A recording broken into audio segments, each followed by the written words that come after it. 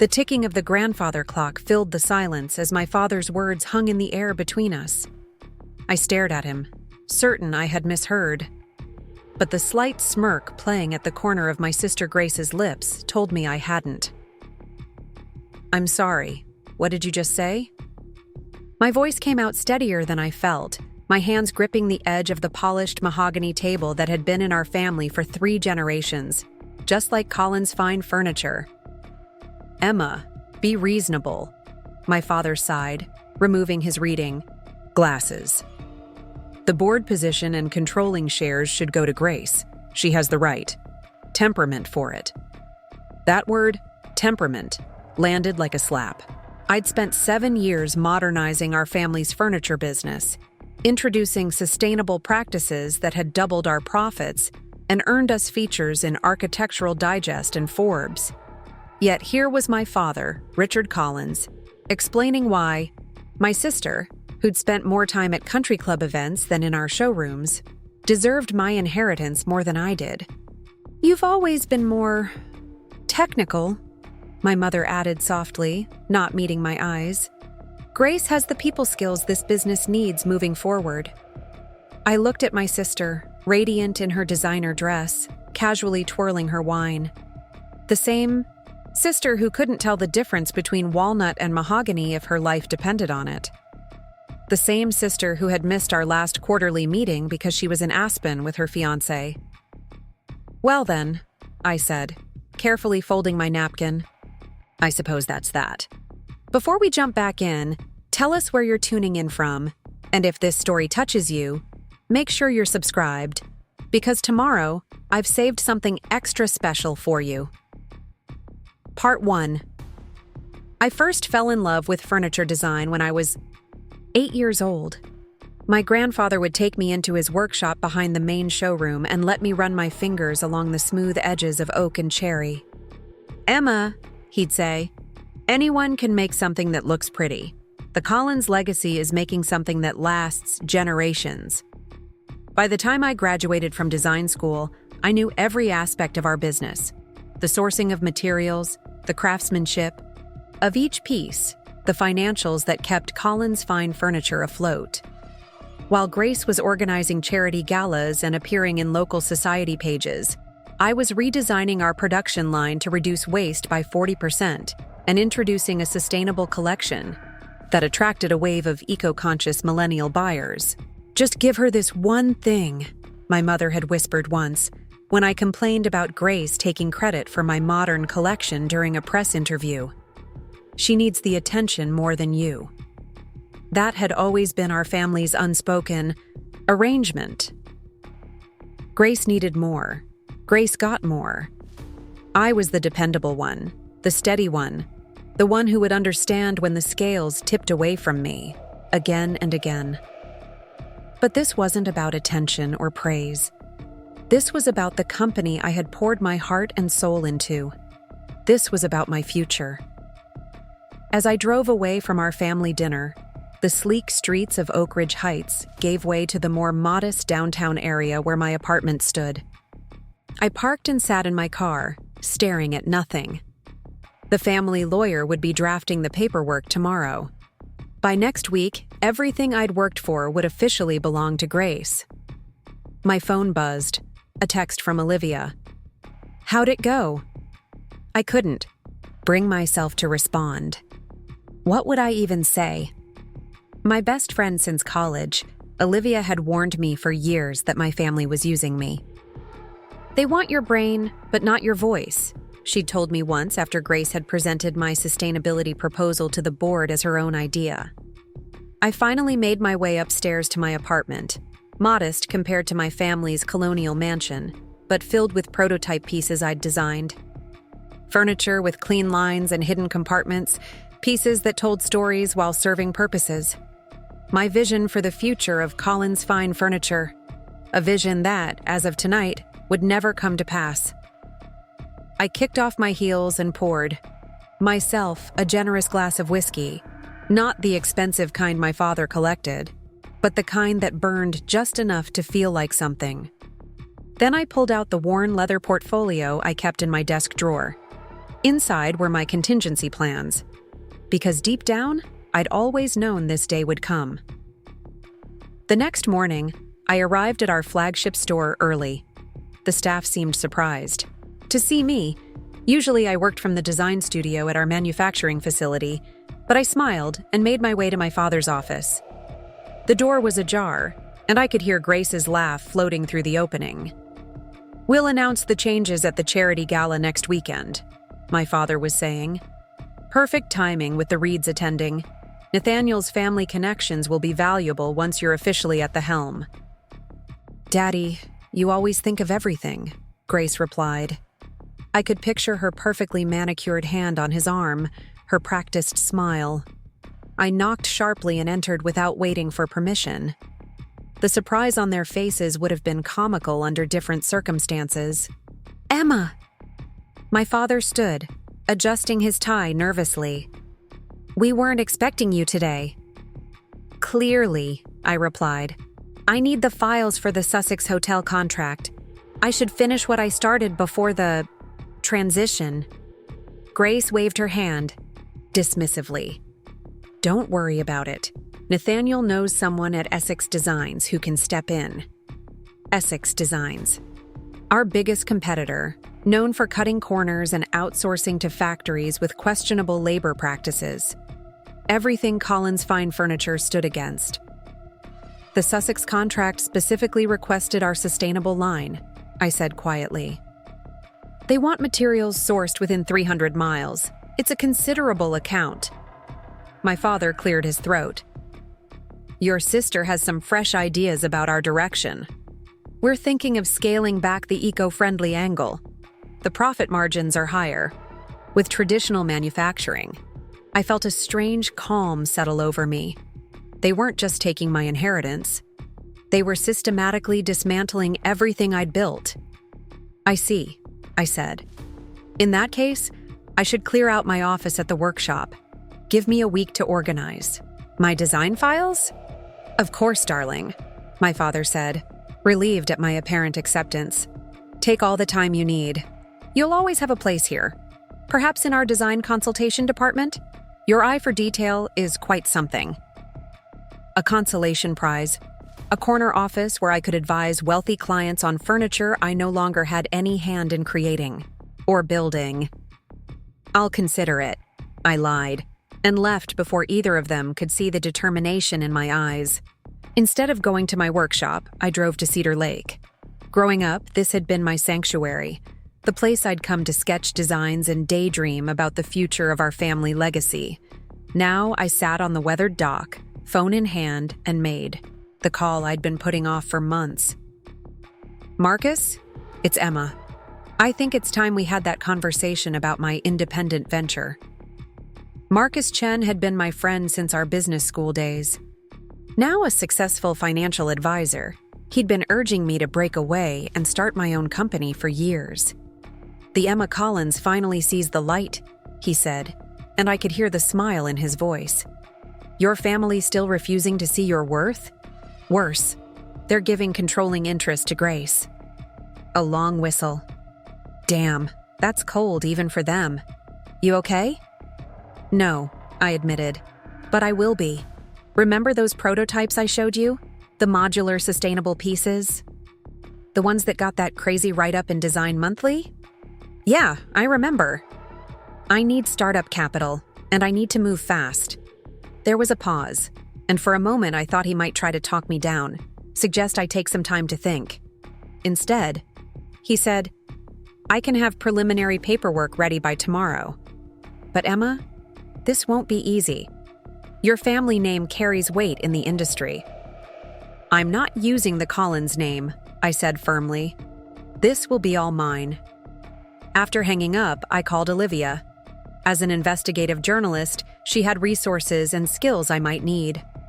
"I'm starting my own company," I told her without preamble. "About damn time," she replied. "What can I do?" I hesitated before answering. The next words out of my mouth would cross a line I had never dared approach before. "I need you to look into Collins Fine Furniture's financials for the past 3 years. specifically transfers authorized by Grace Collins. Emma? Olivia's voice turned serious. What exactly are you suggesting? I'm not suggesting anything. I'm asking my journalist friend to look into public records of a prominent local business. That's all. But we both knew it wasn't all. For years, I'd noticed discrepancies in our books. Nothing major enough to raise immediate alarms, but enough to create a pattern. Donations to charities that didn't exist.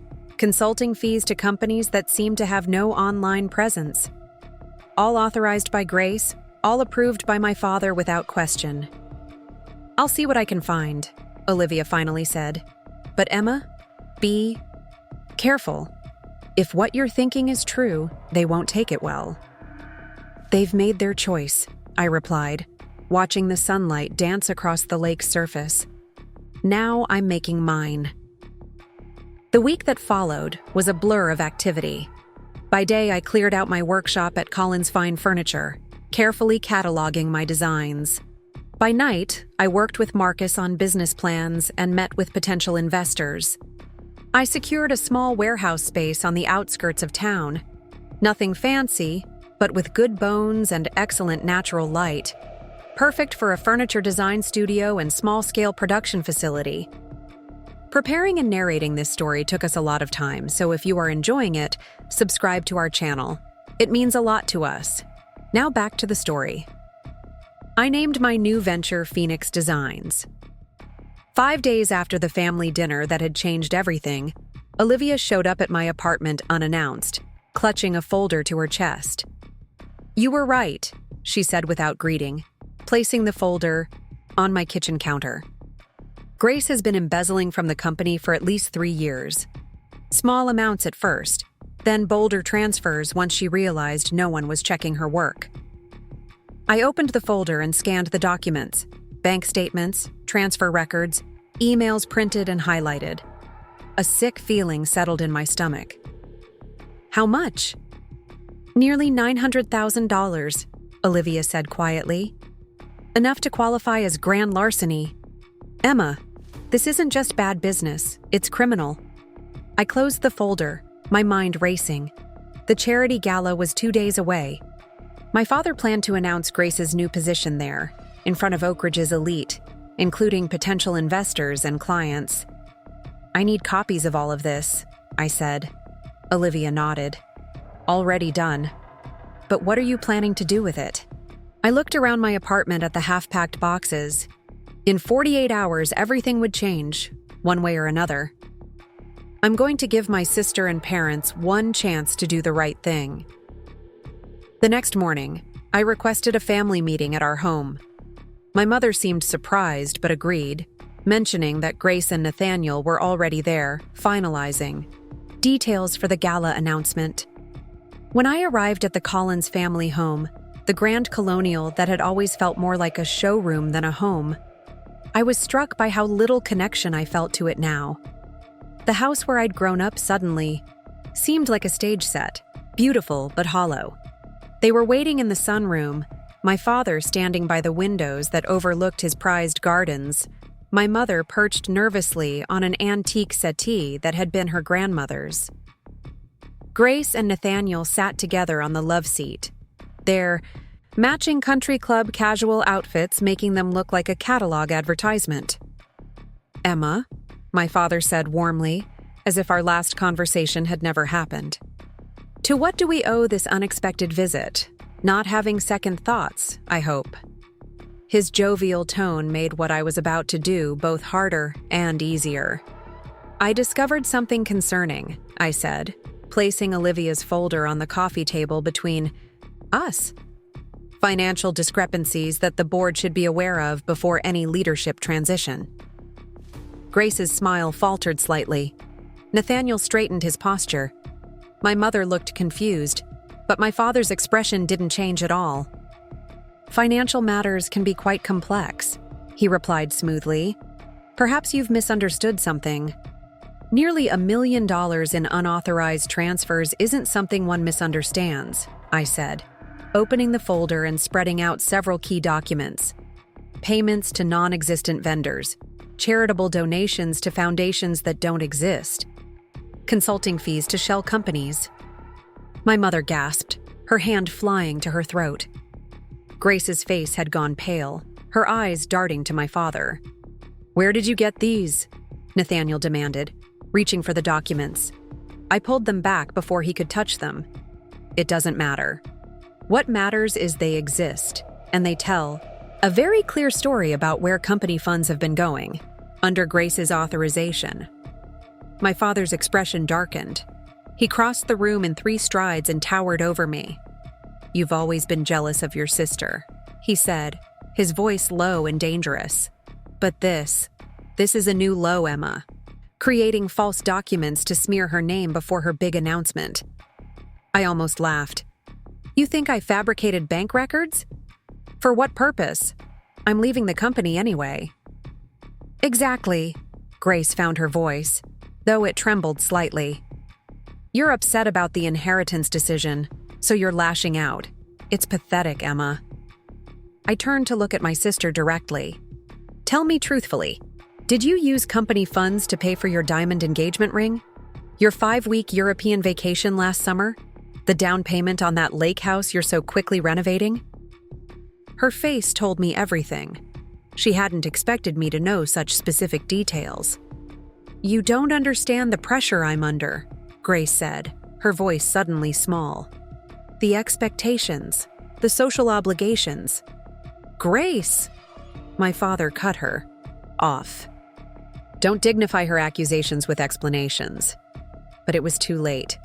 My mother had picked up one of the documents, a transfer authorization with Grace's signature, moving $75,000 to a wellness retreat that a simple Google search proved didn't exist.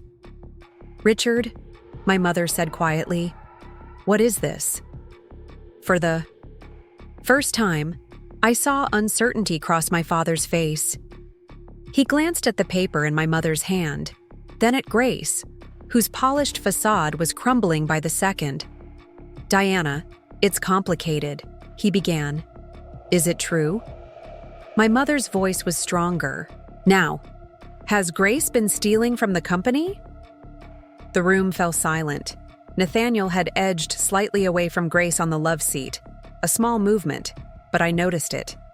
My father looked suddenly older, the lines in his face deeper. Finally, Grace spoke. "Daddy knew," she said softly. "He helped me cover the transfers. Said it was easier than increasing my official salary and dealing with the tax implications." My mother closed her eyes briefly. When she opened them, she looked directly at me. "And you brought this to us privately, instead of going straight to the police." It wasn't a question, but I nodded anyway. "What do you want, Emma?" my father asked, his authoritative tone replaced by something wearier. "Money? The board position, after all?" "I want what I've earned," I said simply. "Recognition for my contributions, and I want Grace to pay back every penny she took from the company." The silence that filled our family's sunroom felt heavier than the antique furniture surrounding us. My father's face had gone from confident to ashen in the span of minutes, as the evidence of Grace's embezzlement lay scattered across the coffee table. "This is absurd," Nathaniel finally said, standing up. He straightened his polo shirt like armor. "You can't possibly expect Grace to repay $1 million. Where would that kind of money even come from?" I kept my eyes fixed on my father. The lake house would be a start. The car, the jewelry collection, all purchased with stolen company funds. Grace made a strangled sound. "You can't be serious. Those are my things." "No," I corrected her calmly. "They're things you bought with Collins Fine Furniture's money. Money that should have gone to employee bonuses, facility improvements, or expansion opportunities." My mother picked up another document from the pile, a bank statement showing a $42,000 transfer labeled Design Consultation to a company that didn't exist. Her hands trembled slightly. "I thought we were doing well," she said softly. "You kept telling me the business was thriving, Richard." "It was. It is," my father insisted. "These are Minor discrepancies, accounting errors perhaps. Nearly $1 million in accounting errors? I raised an eyebrow. The board won't see it that way. Neither will the IRS. The mention of the IRS made my father flinch visibly. Tax implications were something he understood all too well.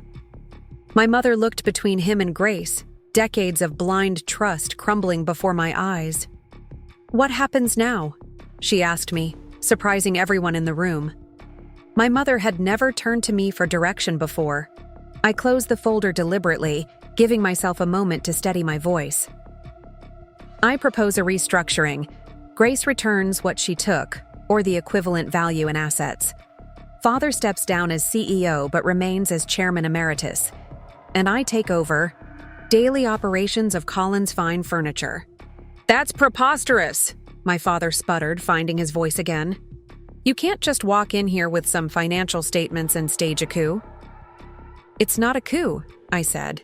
"It's accountability, and a chance to avoid public scandal." Grace looked toward our father desperately.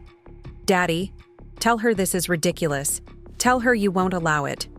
But Richard Collins, who had always had an answer for everything, who had ruled our family and business with unwavering certainty, looked suddenly lost. For the first time, I glimpsed the reality behind the facade. He was terrified of scandal, of losing face in the community that had revered him for decades. "If this gets out," he began. "It won't," I assured him, "if we handle it privately, as a family. But the alternative is that I take these documents to the board tomorrow morning, before the gala announcement." Nathaniel cleared his throat. "Perhaps we should consider Emma's proposal.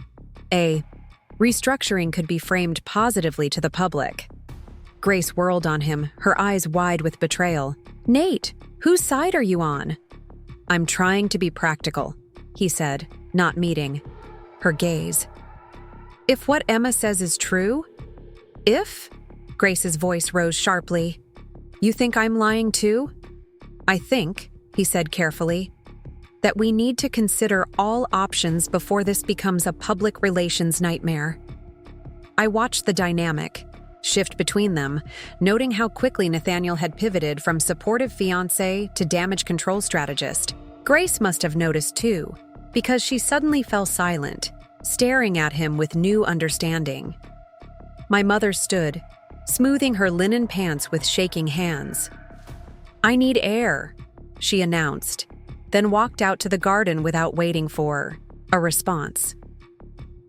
My father watched her go, then turned back to me with narrowed eyes.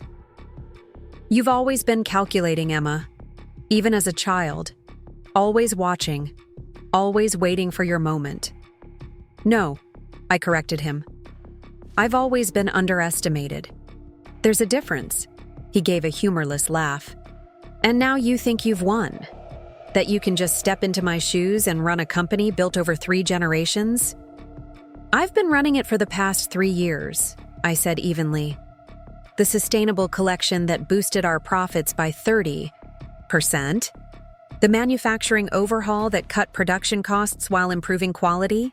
The digital marketing strategy that brought in younger buyers? All me. You were just too busy protecting Grace to notice."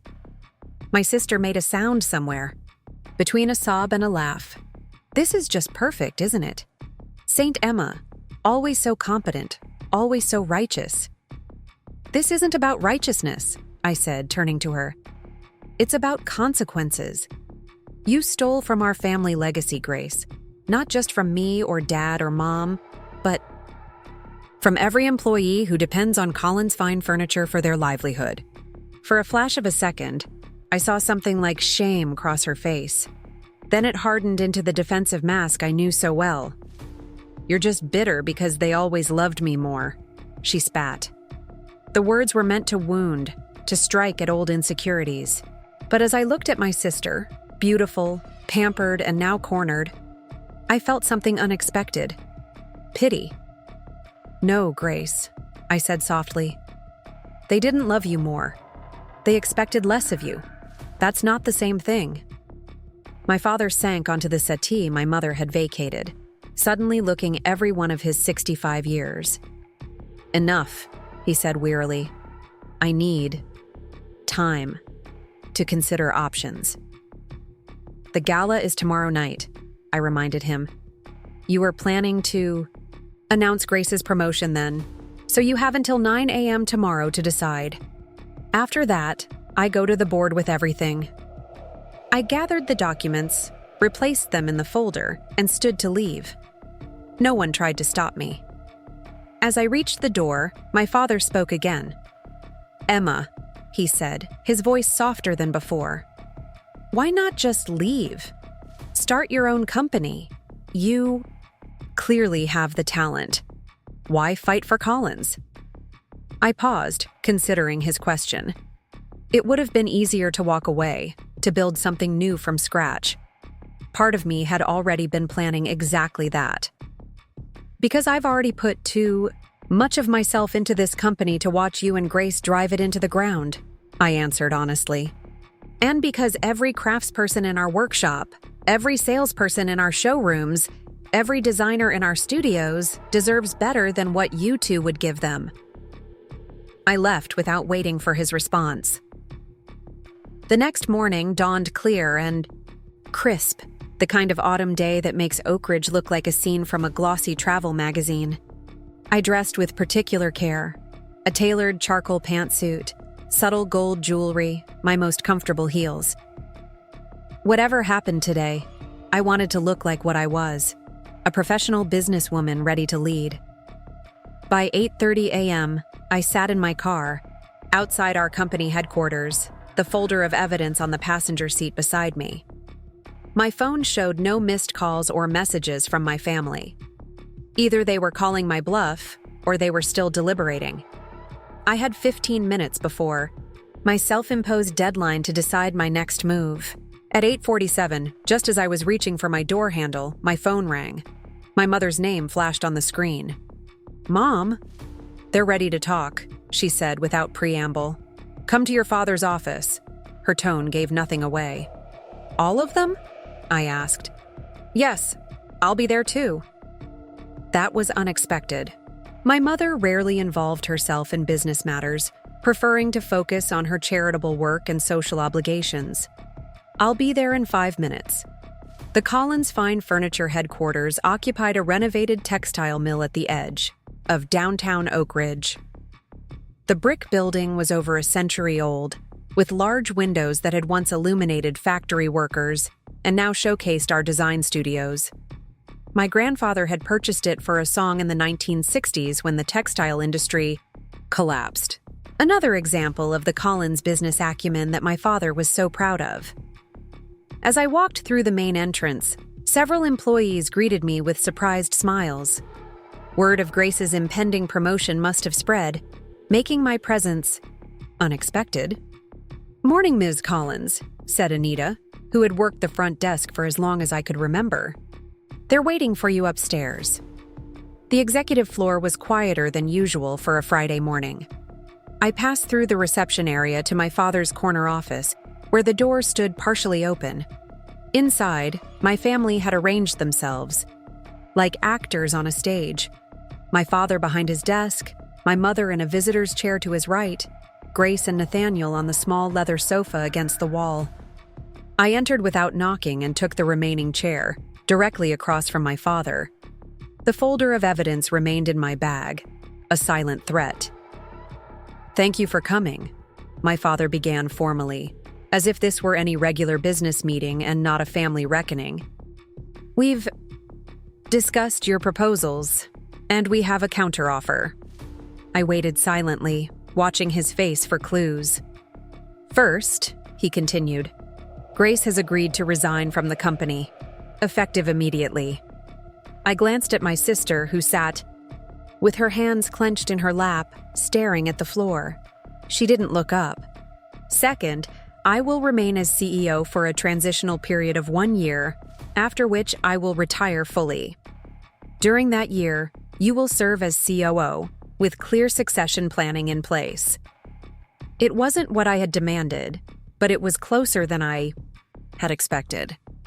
"And the money?" I asked. My father's jaw tightened. Grace will liquidate certain assets to repay a portion of the funds. The lake house is already on the market. The rest will be structured as a long-term repayment plan. Structured how? I pressed. With what guarantees? A legal agreement. My mother interjected, surprising me. I've already spoken to Harold about drawing it up. It will be binding, with the family home as collateral. My father flinched at that, but didn't contradict her. This, more than anything, told me how serious they were. The Collins family home had been passed down for generations. Putting it up as collateral was unprecedented. And what will be announced at the gala tonight? I asked. Nothing, my father answered. We've decided to cancel the announcement. The focus will remain on the charity fundraising. I considered their offer carefully. It fell short of my original demands, but it addressed the core issues: Grace's removal, my eventual leadership, and financial restitution. More importantly, it suggested they were taking the situation seriously. I have conditions, I said finally. The sustainable line becomes our primary focus going forward. We double the R&D budget for new materials and designs, and we establish a profit-sharing program for employees who've been with the company for 5 years or more. My father opened his mouth, likely to object to the profit sharing, but my mother placed a hand on his arm. Those sound like sensible proposals, she said. Don't they, Richard? After a moment, he nodded stiffly. Fine. We'll implement them gradually, starting next quarter. Immediately, I countered. I want the profit sharing announced at the III company meeting next week. We stared at each other across the desk, a silent battle of wills that felt as old as my memories. Finally, he gave a single, sharp nod. Anything else? He asked, an edge of sarcasm creeping into his voice. Yes, I said, turning to Grace. I want to hear it from you. All of it. Not just your resignation, but an admission of what you did. For the first time since I'd entered the room, my sister looked up. Her eyes were red-rimmed but dry. The perfect makeup couldn't hide the pallor beneath. She looked exhausted, and suddenly much older than her 31 years. What do you want me to say? She asked tonelessly. That I took the money? Fine. I took it. I used it for personal expenses. I lied about where it was going. Why? I pressed, needing to understand. You had a generous salary, access to family resources. Why steal? A bitter smile twisted her lips. Because I could. Because it was easy. Because every time I did it and got away with it, it proved what I've always known, that no one was really paying attention to what I did, as long as I looked good doing it. The raw honesty startled me. For perhaps the first time in our adult lives, Grace was speaking without calculation or performance. You were right, you know, she continued, a tremor entering her voice. They never expected much from me. Just to be pretty and charming and make the family look good. And after a while, that became all I was.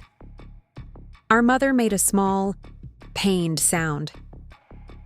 Nathaniel stared fixedly at the bookshelf behind my father's desk, clearly uncomfortable with this sudden vulnerability. Grace, I began, but she shook her head sharply. Don't pity me. I don't regret what I did. I regret getting caught. She stood abruptly. I've signed the resignation letter. The lawyer has the listing agreement for the lake house. Is there anything else you need from me, or can I go now? My father nodded tersely. Go home, Grace. Your mother and I will see you tonight at the gala. Without another word, my sister walked out. After a moment's hesitation, Nathaniel followed. Her, careful to maintain distance between them. When the door closed, my father let out a long breath. Satisfied? He asked me, his tone making the word an accusation. This isn't about satisfaction, I replied evenly. It's about doing what's right for the company. The company, he repeated. Not the family? In this case, they should be the same thing. My mother, who had been uncharacteristically assertive throughout the meeting, spoke up again. Emma's right, Richard. We've been protecting the wrong things. Priorities became confused somewhere along the way. I looked at her with new appreciation. In the chaos of the past 24 hours, I hadn't considered how this revelation might be affecting her. She had always been the family peacekeeper, smoothing over conflicts, maintaining the appearance of harmony. Now she was faced with the uncomfortable truth that the harmony had been an illusion. "I'll need to see all the company financials," I said, turning back to business. "Full access, starting today."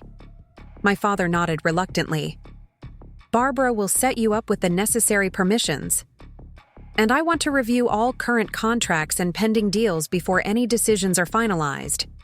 "Fine." He leaned back, in his chair, studying me with a mixture of resentment and something that might have been respect. "You know, you're more like me than I've given you credit for." "No," I disagreed. "I'm more like Grandpa. He built this company on quality and integrity. That's what I intend to restore." A flash of something, guilt, recognition, crossed my father's face. "He would have been proud of you," he admitted grudgingly. "He always said you had the Collins backbone." It was the closest thing to a compliment he had given me in years. I didn't acknowledge it directly, afraid my voice might betray the emotion I suddenly felt. "I'll expect the legal paperwork by Monday," I said instead, standing to leave. "And I want Grace's office cleared, out before I arrive on Monday morning." "You're moving into Grace's office?" My father frowned. "But you've always preferred the workshop." "I'll maintain my space there as well. But if I'm going to be COO, I need to be where the decisions are made." He nodded slowly, accepting this new reality. "The gala starts at 7. Your mother and I will arrive at 6:30 for the benefactor reception." It was a dismissal, but also an acknowledgement. He expected me to attend as a family member and now as company leadership. I accepted it with a nod of my own. "I'll be there." As I turned to leave, my mother stood and caught my arm gently. "Emma," she said softly, "I know this isn't how you wanted things to happen, but I'm proud of you for standing up for what's right." The unexpected words caught me off guard. My mother had always loved me, I knew that, but her pride had been reserved primarily for Grace's social accomplishments or my father's business successes. To hear it directed at me in this context left me momentarily speechless. "Thank you," I managed finally. She squeezed my arm once, then released me. I walked out of my father's office with my head high, nodding to the executive assistant who had undoubtedly heard at least some of our conversation through the door.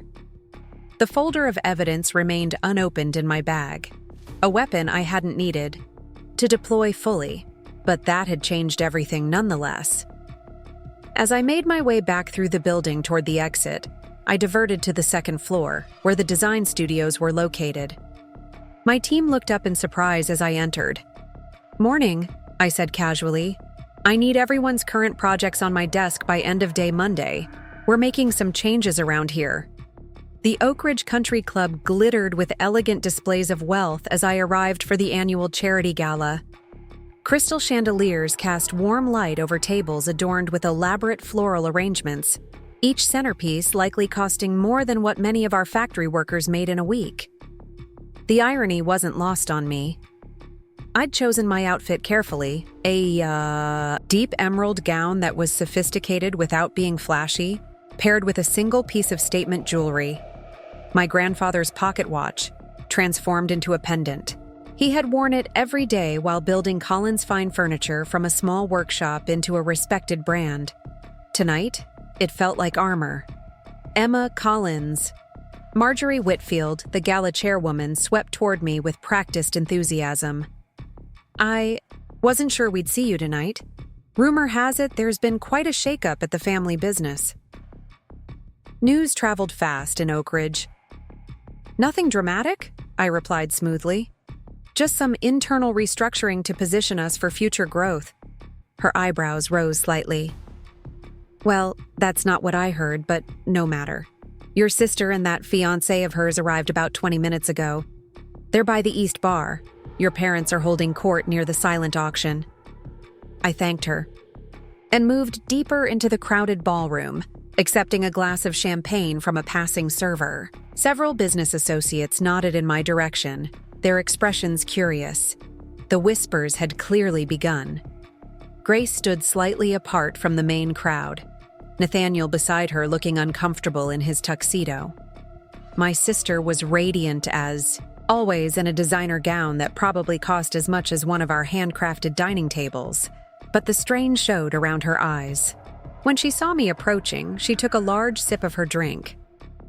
"I'm surprised you came," I said quietly, joining them at the edge of the room. "Mother insisted," Grace replied. "Appearances, you know." Nathaniel cleared his throat. "I should check on our bid for the Aspen weekend package." He disappeared into the crowd before either of us could respond. "Cold feet?" I nodded in his direction. Grace's laugh was brittle. "What gave it away? The fact that he's barely looked at me since your little revelation, or that he's suddenly concerned about his family's reputation?" I felt a twinge of sympathy despite everything. Men like Nathaniel marry for advantage. You've known that. "Yes," she agreed, surprising me with her candor. "But I thought the advantage was me, my charm, my connections, not just the Collins money." We stood in uncomfortable silence, watching the glittering crowd. These were people who had attended every significant event in our lives: childhood birthday parties, graduation celebrations, company anniversaries. Many had invested in Collins fine furniture over the years. All would be watching the family dynamics tonight with keen interest. "So you're the new heir apparent," Grace finally said. "Congratulations. I hope it brings you everything you wanted." "It's not about what I want," I began, but she cut me off with a wave of her manicured hand. "Spare me the noble speech. You wanted control of the company. You wanted Dad's approval. Now you've got both." "And you wanted money without work," I countered, keeping my voice low. "Status without responsibility." Her eyes flashed. "You have no idea what it's like being Richard Collins' favorite daughter. The constant pressure to be perfect, to be charming, to represent the family flawlessly. You got to hide in your workshop with your designs. I was the one trotted out at every function, expected to dazzle. No one forced you to steal, Grace." "No," she admitted, finishing her champagne. "That was my own special talent." She set down her empty glass and straightened her shoulders. "If you'll excuse me, I should mingle. Apparently, I need to secure my own future now." She moved away, into the crowd, her head high, smiling and greeting acquaintances as if nothing had changed. I watched her go with mixed emotions. Grace had always been gifted at maintaining appearances, at making others believe in the version of reality she presented. For the first time, I wondered how exhausting that must be. "She'll land on her feet," a voice said beside me. I turned to find my mother, elegant in midnight blue, watching Grace with a complicated expression. She always does. "Even without the Collins safety net?" I asked. My mother sipped her drink thoughtfully. "Your sister has other talents, and despite recent revelations, she still has connections. The right marriage could solve many problems." "You mean Nathaniel? After today?" "Perhaps not Nathaniel," she conceded, "but there will be others. Men who value her social grace, her beauty." I studied my mother's profile. "Is that what you valued when you married Dad?" She turned to me, surprise evident in her expression. "What an odd question. I married your father because I loved him." "And the successful family business was just a bonus?" A small, knowing smile curved her lips. I never claimed to be naive, Emma. But don't mistake pragmatism for lack of affection. Your father and I built a life together, a good one, despite his flaws. Flaws like ignoring his daughter's embezzlement? My mother winced slightly. Richard has always had blind spots where Grace is concerned. He saw in her what he wanted to see, a social ambassador for the Collins name, just as he saw in you only the practical craftsman, not the visionary leader. It was the most direct acknowledgement she had ever made of my father's favoritism. And what did you see? I couldn't help asking. She reached out and touched the pocket watch at my throat, her fingers gentle. I saw my father-in-law's determination in you, his integrity. I knew someday you would step into your own power. I just didn't anticipate the circumstances. Before I could respond, a commotion near the entrance caught our attention. Harold Winters, our family lawyer, was making his way through the crowd, looking uncharacteristically flustered. His gaze swept the room until he spotted us, then he moved purposefully in our direction. "Diana, Emma," he greeted us tensely. "Where is Richard? I need to speak with him immediately." "What's happened?" my mother asked, instantly alert. Harold glanced around, lowering his voice. "There's been a development with the financials. It's not just Grace." His eyes darted meaningfully to me. Understanding dawned cold and clear. "My father's involved too," I said, not a question. Harold nodded grimly. "I've been reviewing the records in preparation for the legal agreements we discussed. There are irregularities going back much further than 3 years, significant ones." My mother's hand trembled slightly on her champagne glass. "Richard is by the silent auction with the Hendersons." "Find him," Harold urged. "Meet me in the library in 5 minutes. This can't wait until morning." As he disappeared into the crowd, my mother turned to me, her composure cracking for the first time. "Emma, what is he saying? That your father was likely the architect of the whole scheme?" I finished quietly. Grace was just following his example. The color drained from my mother's face. All these years. "Let's find Dad," I said, taking her elbow gently. "We need to hear his side." We found my father deep in conversation with Judge Henderson and his wife, laughing at some shared joke. His bow tie was perfectly straight, his tuxedo impeccable. Richard Collins, respected businessman and community leader, in his element. He faltered mid-sentence when he saw our expressions. "Diana, what's wrong?" "Harold needs to speak with us," my mother said, her voice steady despite the shock I knew she must be feeling. "In the library, now." "Can't it wait? I'm in the middle." "Of..." "No," I interrupted firmly. "It cannot wait." Something in my tone must have conveyed the severity of the situation, because he excused himself from the Hendersons without further protest. As we made our way toward the private areas of the country club, he leaned close to me. "What is this about?" he demanded in a harsh whisper. "Harold found something in the financial records," I replied evenly. "Something that suggests Grace wasn't acting alone." He stopped abruptly, causing a waiter to swerve to avoid collision. "What exactly are you implying?" "I'm not implying anything," I said. "I'm telling you that Harold has found financial irregularities dating back to before Grace ever had access to company accounts."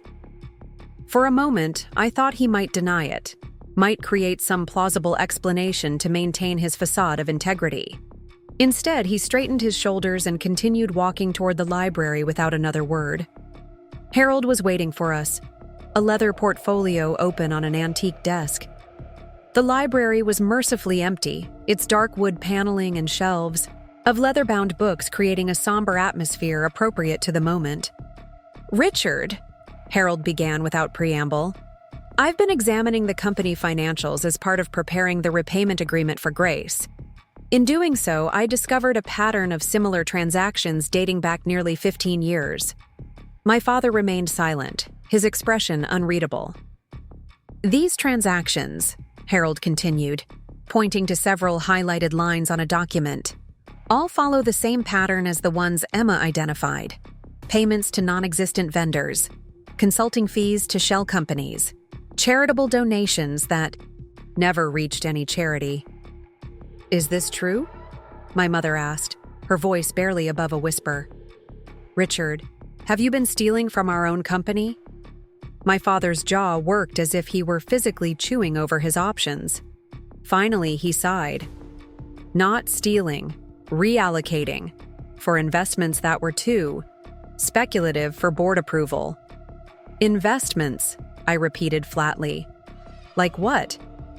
"Real estate deals, private equity opportunities. Some didn't pan out, but others paid off handsomely." "And the profits from these investments?" I prompted. "Did they go back into the company?" His silence was answer enough. Harold looked grim. "Richard, this is serious. We're talking about systematic fraud over more than a decade. Millions of dollars." "The company remained profitable," my father insisted. "No one was harmed." "Except the employees who could have received better benefits," I pointed out. "Or the expansion opportunities we passed on because supposedly we lacked capital. Or the shareholders who received lower dividends than they should have." My mother sank into a leather chair, her composure finally crumbling. "All those years you complained about tight budgets, about needing to economize on my charity work, and you were—" She couldn't finish the sentence. My father at least had the decency to look ashamed. "Diana, you have to understand. The pressure of maintaining the Collins legacy, of growing the company in a changing market—" "Don't," she interrupted, her voice suddenly hard. "Don't you dare justify this as some noble effort to protect the family name. This was greed, Richard. Simple greed." Harold cleared his throat uncomfortably. "Given these discoveries, I need to advise all of you that the situation has become significantly more complex. The repayment agreement we discussed for Grace is now insufficient. The board will need to be informed, and there may be legal consequences." "Can it be handled quietly?" my father asked, his primary concern still appearances. Harold's expression was pitying. "Not something of this magnitude, no. At minimum, there will need to be a full audit, likely SEC involvement, and possibly criminal charges." "Criminal," my father sputtered. "Harold, we've been friends for 30 years. Surely there's something you can do." "I'm your lawyer, Richard, not your accomplice," Harold replied stiffly. "My advice right now is to cooperate fully, make complete restitution, and prepare for significant changes at Collins Fine Furniture." The weight of what was happening seemed to finally hit my father. He braced himself against the desk, suddenly looking every one of his years. "Everything I've built," he murmured. "My reputation, my legacy." "You should have thought of that before you started stealing," I said, unable to keep the edge from my voice. He looked up at me, something like realization dawning in his eyes. "You knew, didn't you? Before tonight. That's why you pushed so hard on Grace's situation. You suspected I was involved." I hadn't known for certain, but I'd had suspicions. The systematic nature of Grace's embezzlement had seemed too polished, too confident for someone operating alone for the first time. And certain discrepancies I'd noticed over the years suddenly made more sense if they were part of a larger pattern. "I suspected," I admitted, "but I didn't want to believe it." My mother stood abruptly. "I need air," she announced for the second time that day, and walked out of the library without looking back. Harold gathered his documents. "I'll need to make some calls. We should meet first thing tomorrow at my office to discuss next steps. All of you," he emphasized, looking meaningfully at my father. When he had gone, my father and I were left alone in the quiet library, the muffled sounds of the gala continuing without us just down the hall. "She learned it from me," he said after a long silence. "Grace watched me move money around, create false invoices, I thought I was being so clever. He gave a bitter laugh. When I caught her doing the same thing 3 years ago, I couldn't even reprimand her properly. What hypocrisy that would have been. So you let her continue, I said. Taught her the techniques even. He nodded, looking down at his hands.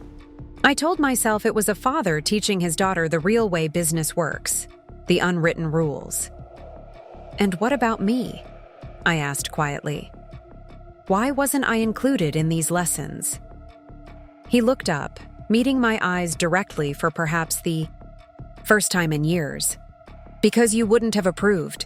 You're too much like your grandfather. Too honest. Too principled. I knew you'd never go along with it. It was, in its own way, a compliment, perhaps the most genuine one he had ever given me, but it didn't erase the betrayal, the years of dismissal and favoritism. The company is ruined, isn't it? He asked, a quiver entering his voice. Once this gets out. I thought about it carefully. Collins Fine Furniture had a strong brand, loyal customers, dedicated employees. The core of what made us successful was still intact. But the scandal would be significant, the financial impact severe. Not ruined, I said finally, but changed, yes, irrevocably. He nodded slowly, accepting this. And my role in it? That depends on the legal outcome, I replied honestly. But regardless, your time as CEO is over. Instead of arguing, he simply asked, and who takes my place? You? If the board approves, yes. They will, he said with unexpected certainty. You've always been the true talent in this family, Emma. I just didn't want to see it. The admission came too late to heal old wounds, but I acknowledged it with a nod. We should return to the gala. People will be talking. Let them talk, he said, suddenly looking exhausted. I'm going to find your mother. Take my car home. I suspect we have a long night ahead of us. As he walked toward the door, he paused. Emma, he said, not turning around. For what it's worth, I'm sorry. Not just for this, but for underestimating you. For pushing you aside in favor of your sister. It was a father's mistake. He left before I could respond, and perhaps that was for the best. I wasn't sure what I would have said. I remained in the library for several minutes, processing everything that had happened. The company I had fought so hard to lead was in far worse condition than I had imagined. My father, who I had once idolized and later resented, had fallen from his pedestal in the most devastating way possible. The family dynamics I had struggled against for years had been built on an even shakier foundation than I knew. And yet, strangely, I felt a sense of clarity I hadn't experienced before. The truth, however painful, was finally emerging. And truth created the possibility of genuine rebuilding. When I returned to the gala, the atmosphere had shifted subtly. Clusters of people were speaking in hushed tones, glancing in my direction. My parents were nowhere to be seen. Grace stood near a window, alone, watching the room with an expression of detached curiosity. I made my way to her side. Did you hear? I asked without preamble. That Daddy's been the mastermind all along? She gave a small, humorless laugh. Harold found me on his way out, filled me in on the basics. And? She turned to face me, her expression strangely calm. And I feel oddly relieved. All this time, I thought I was the family disappointment. Turns out I was just following in his footsteps. That's one way to look at it, I acknowledged. What happens now? She asked, echoing the question our mother had posed to me just yesterday. The repetition felt significant, as if the women in the family were finally seeing clearly and turning to me for direction. A lot of legal meetings, I replied honestly. Public relations damage control, financial restructuring. It won't be pretty, she nodded, processing this. And us? The family? It was the question I had been avoiding in my own mind. What did this mean for us as a family? Could we survive not just Grace's betrayal, but our father's as well? I don't know, I admitted. That depends on choices we all make going forward. Grace was quiet for a moment, watching the crowd. Nathaniel's gone, she said suddenly. Left about 10 minutes ago. Said he needed time to think about our future together.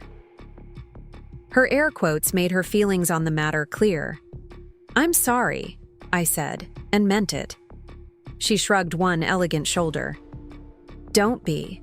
You were right about him. He wanted the Collins name and money. Without those. She trailed off, then squared her shoulders. Anyway, I'm leaving too. There's nothing more to gain by staying at this point. Where will you go? I asked, genuinely curious. Home? For tonight? After that? She gave me a small, determined smile that reminded me unexpectedly of myself. I have a design certificate I never used.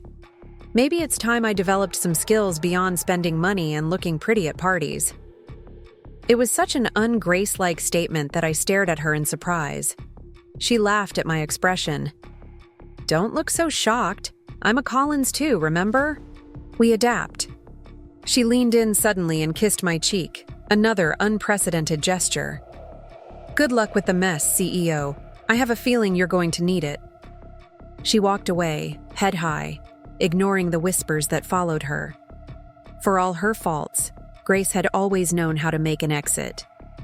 I remained at the gala for another 30 minutes, answering vague questions with equally vague responses, accepting condolences from people who clearly knew something was happening, but not exactly what. Finally, I slipped out a side door into the cool night air. The stars were bright above Oak Ridge, unchanging despite the earthquake that had just shaken my family's foundation. I took a deep breath, feeling the weight of responsibility settling firmly on my shoulders.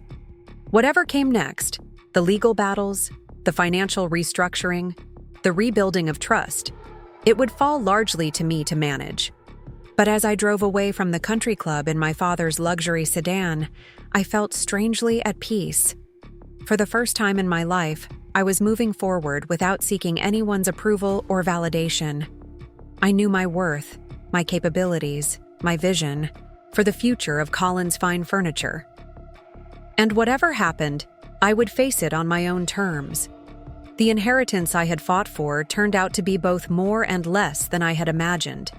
A company in crisis, a family in turmoil, a legacy tarnished by deceit.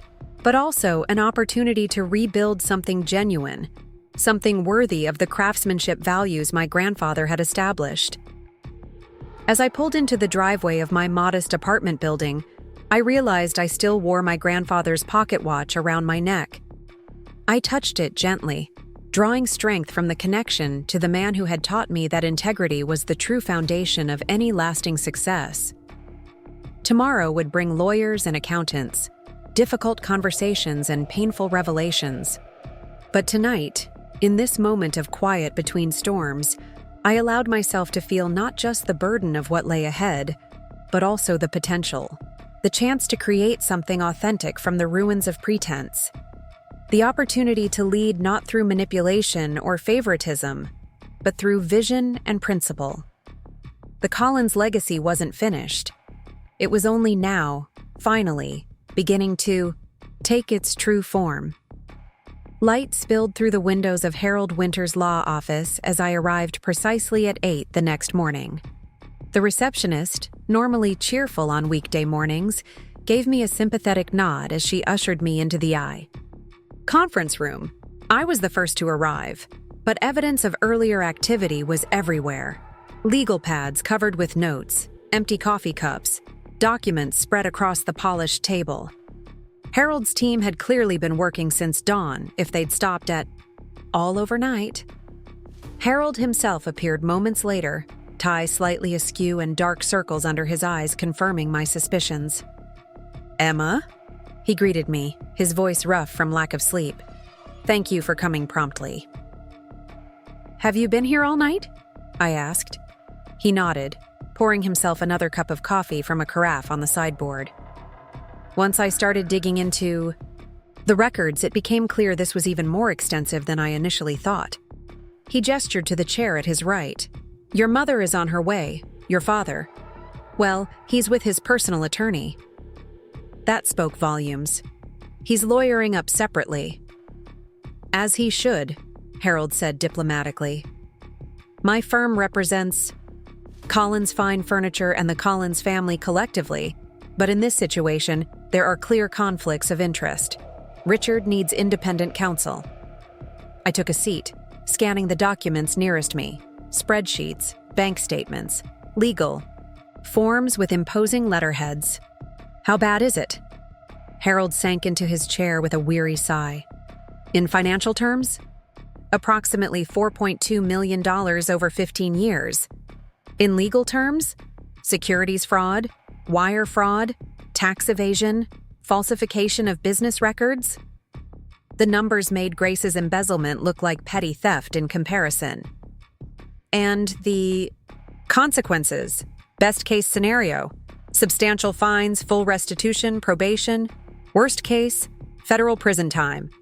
I absorbed this silently, trying to imagine my father, always so concerned with appearances, so proud of his standing in the community, facing criminal charges, possibly even incarceration. Despite everything, the image was difficult to conjure. The company's survival is my primary concern, I said finally. Can Collins Fine Furniture weather this? That depends on several factors, Harold replied, opening a folder in front of him. First, how quickly and completely restitution can be made. Second, how the board and shareholders respond. Third, whether the Collins name remains viable in the marketplace after news breaks. When, not if, I noted. He nodded grimly. This will become public, Emma. Too many people are already involved. The best we can do is control the narrative, demonstrate proactive cooperation with authorities, and present a clear plan for moving forward. The door opened, and my mother entered. She looked composed but tired, dressed impeccably as always, but with subtle signs of strain visible to those who knew her well, the slight tension around her eyes, the tightness in her shoulders. Diana. Harold rose to greet her. Thank you for coming. Where else would I be? She replied with quiet dignity, taking a seat beside me. She reached over and squeezed my hand briefly, a small gesture of solidarity that meant more than any words could have. Harold outlined the situation in clear, unflinching terms. My mother listened without interruption, nodding occasionally, her expression giving little away. When he finished, she asked only one question.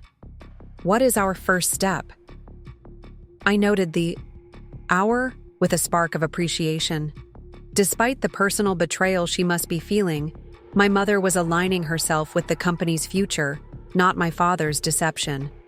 A board meeting, Harold advised. As soon as possible. Full disclosure of what we know, followed by a clear action plan. We need to get ahead of this before rumors start flying. Too late for that, my mother said softly. I've already received 3 calls this morning from concerned friends asking if everything is all right with the family business. Harold grimaced. Then we move immediately. Today, if we can get the board members assembled. I checked my watch. It's Saturday. Fraud doesn't take weekends, he replied dryly. Neither can we. The next few hours passed in a blur of phone calls and preparations. Harold's team assembled board packets while his assistant contacted each member with an urgent summons. My mother made quiet calls of her own, to close family friends, to our most significant clients, to longtime employees in key positions. Not explaining fully, but preparing the ground, ensuring that those most important to our business interests wouldn't be blindsided. I found myself impressed by her tactical approach. Diana Collins had always been the perfect corporate wife and society hostess. But I was seeing a different side of her now. Resilient, pragmatic, focused on solutions rather than recriminations. You're handling this remarkably well, I observed during a brief lull, as we shared a hasty lunch of sandwiches. brought in by Harold's assistant. She gave me a measured look. Did you think I would fall apart? Dissolve into hysterics? No, but it's a lot to process. Dad's betrayal, the potential legal consequences, the public scandal.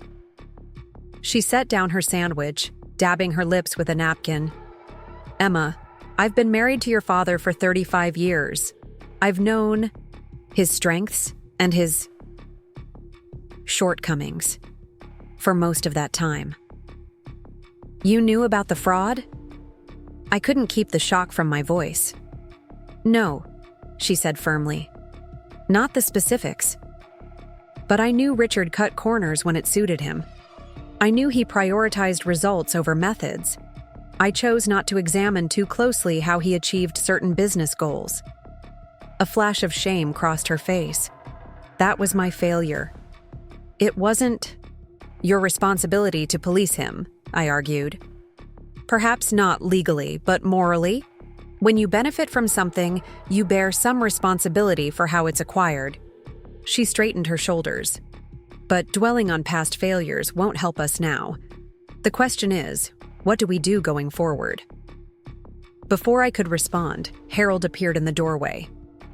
The board is assembling. 2 members are calling in remotely, but we'll have quorum by 2 o'clock. The Collins Fine Furniture Board of Directors consisted of 9 members, my father as chairman and CEO, 4 longtime business associates, 2 independent directors with industry expertise, my mother, who rarely attended meetings, and me.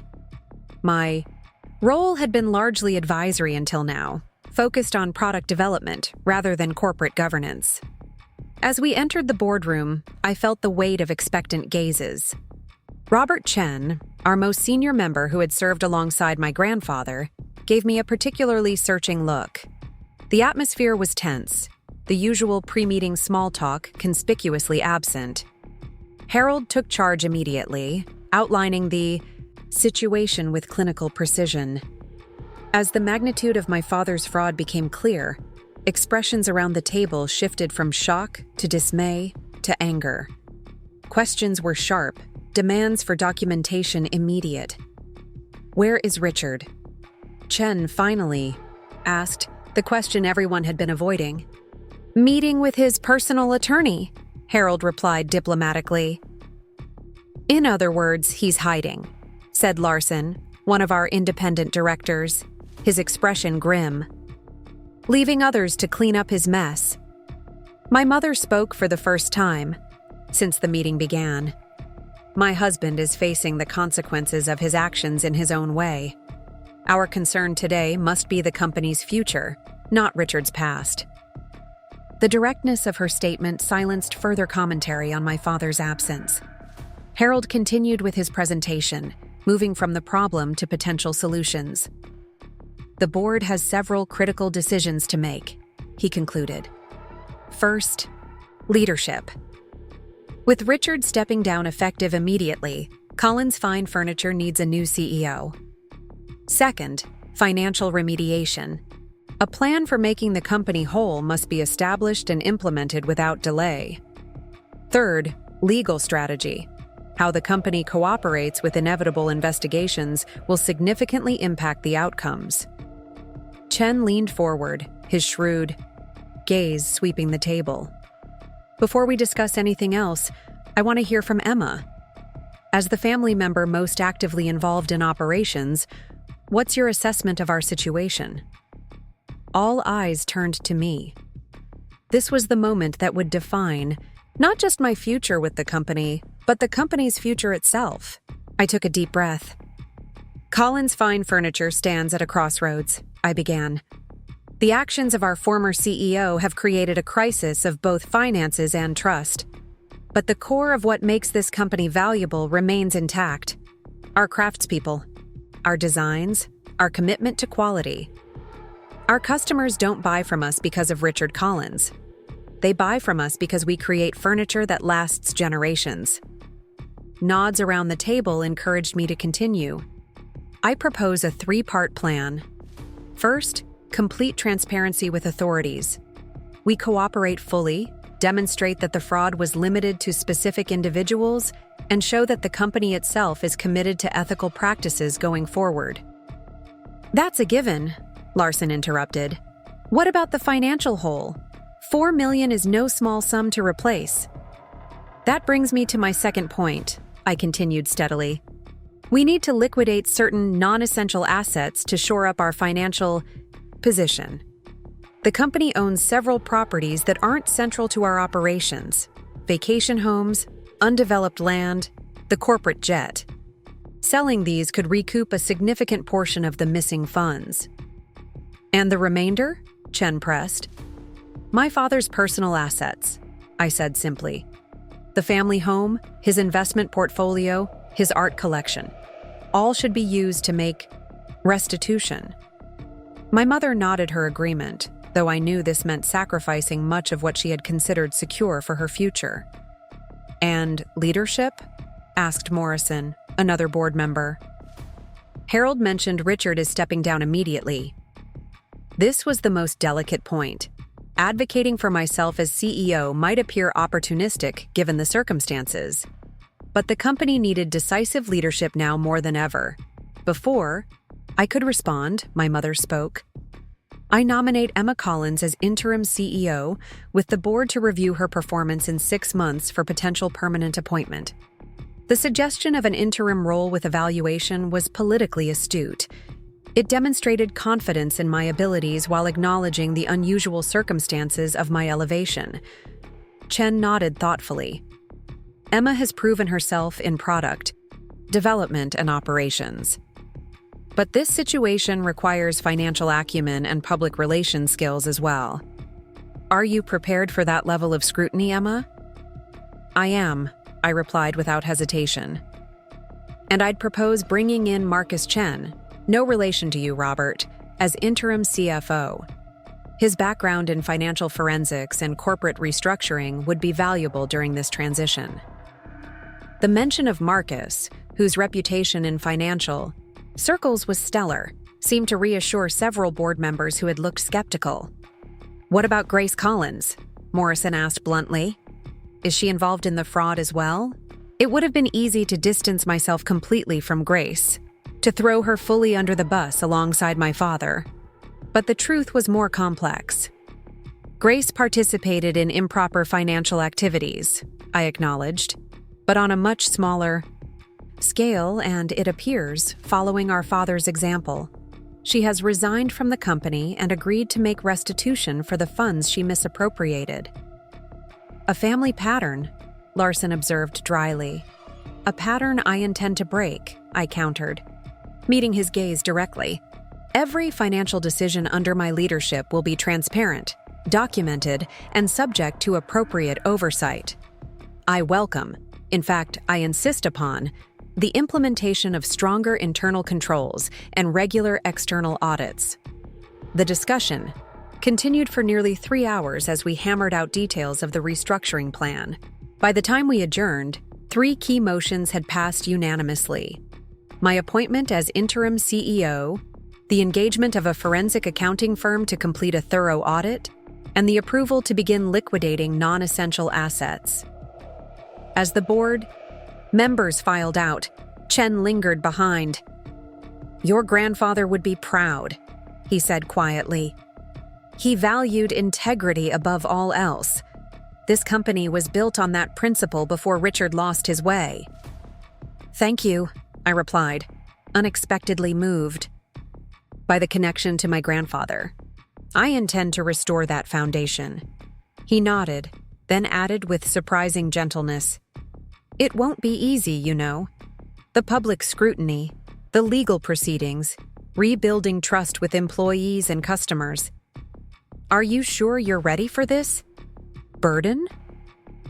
I thought of the pocket watch I still wore around my neck, my grandfather's legacy of craftsmanship and honest dealing. It's not a burden, I said. It's a responsibility. One I've been preparing for my entire life, whether I knew it or not. After the board dispersed, Harold, my mother, and I remained to outline immediate next steps. We would need to make a public statement by Monday morning before markets opened. Key employees would need to be briefed personally. A communication plan for customers and suppliers had to be developed. What about Dad? I asked finally, the question that had been hovering unspoken. Has anyone heard from him today? My mother's expression tightened slightly. He called while you were reviewing documents with Harold. He's staying at the lake house for now. His attorney advised him to avoid contact with company representatives, including... Her voice faltered momentarily. Including family members involved in the business. The legal reality of our new relationship hit home. My father and I were now on opposite sides of a potential criminal case.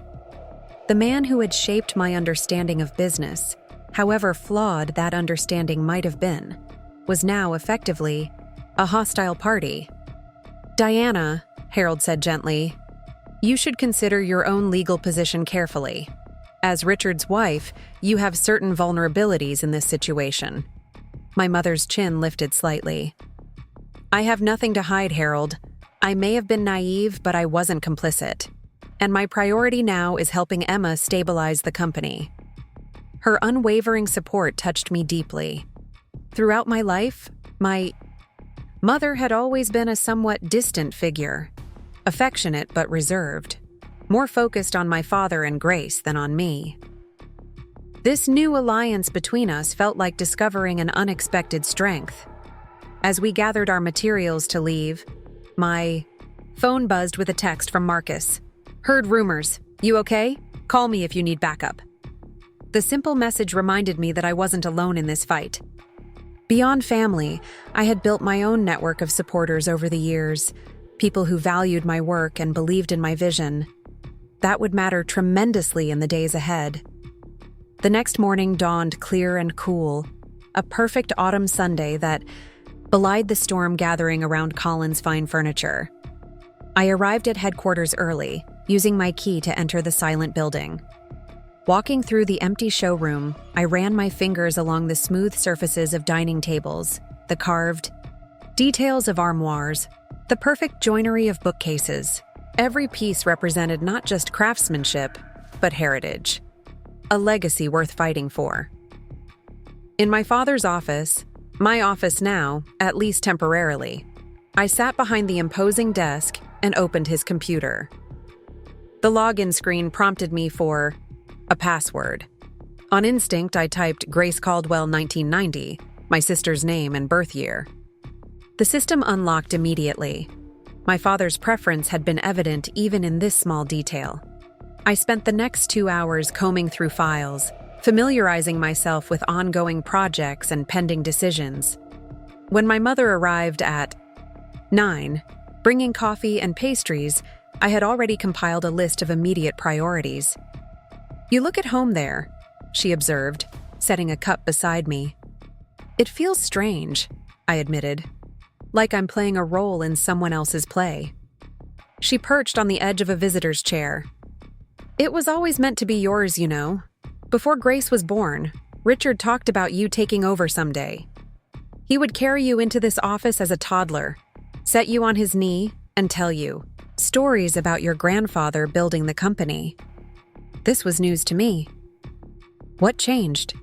My mother sighed. Richard did. When Grace came along, so perfectly matching his ideal of what a daughter should be, pretty, charming, socially adept, he became fixated on molding her into his image. And you, with your serious nature and practical interests, reminded him too much of his own father. Grandpa, I said, understanding dawning. They didn't get along. Your grandfather was a principled man who believed business should be conducted ethically or not at all. Richard found his father's moral rigidity constraining. She gave a sad smile. When you started showing the same tendencies, questioning processes, insisting on doing things the right way, it frustrated him, reminded him of all the conflicts with his own father. So he pushed me aside in favor of Grace, I concluded, because she wouldn't challenge him. I think he genuinely believed she had the social skills necessary for leadership, my mother offered. But yes, her malleability was certainly a factor. She reached across the desk, covering my hand with hers. I should have intervened more strongly. That's one of my many regrets. Before I could respond, the office phone rang. Our head of manufacturing, calling from Colorado where he was visiting a timber supplier. He'd heard rumors, wanted answers. The day of explanations had begun. By afternoon, our executive team had assembled in the conference room, some in person, others joining remotely. All bore expressions ranging from shock to anger to anxiety, as Harold and I outlined what had happened and what would happen next. Financial irregularities was the carefully chosen phrase we used, though everyone understood the implications. Most seemed relieved that I would be taking the helm rather than an outsider, but questions about job security and company stability were abundant. "Will we survive this?" asked Jenna, our marketing director, giving voice to everyone's core concern. "Yes," I said with more confidence than I truly felt. Collins Fine Furniture has weathered economic downturns, world wars, and family conflicts. We'll weather this too, but we'll need every person in this room fully committed to the path forward. As the meeting concluded, Marcus arrived earlier than expected. He'd driven straight from the airport after cutting short a conference in Chicago when I'd called him last night. His presence, calm, competent, and unwavering in his support, gave me a boost of much-needed confidence. "First impressions?" I asked after briefing him on the situation. He considered carefully before answering. "It's serious but survivable. The company's fundamentals are strong. Your product line is excellent.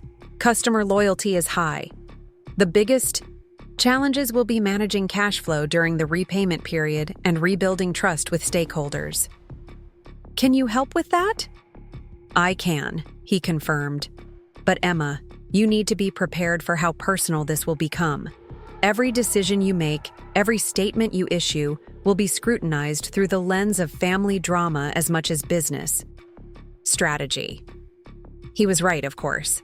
Already, my phone was filling with messages from friends and acquaintances who had heard rumors. Grace had texted a terse "reporters calling me," followed by, "What should I say?" Even Nathaniel had reached out, suddenly reconsidering his hasty retreat from his relationship with Grace, now that the full story was emerging.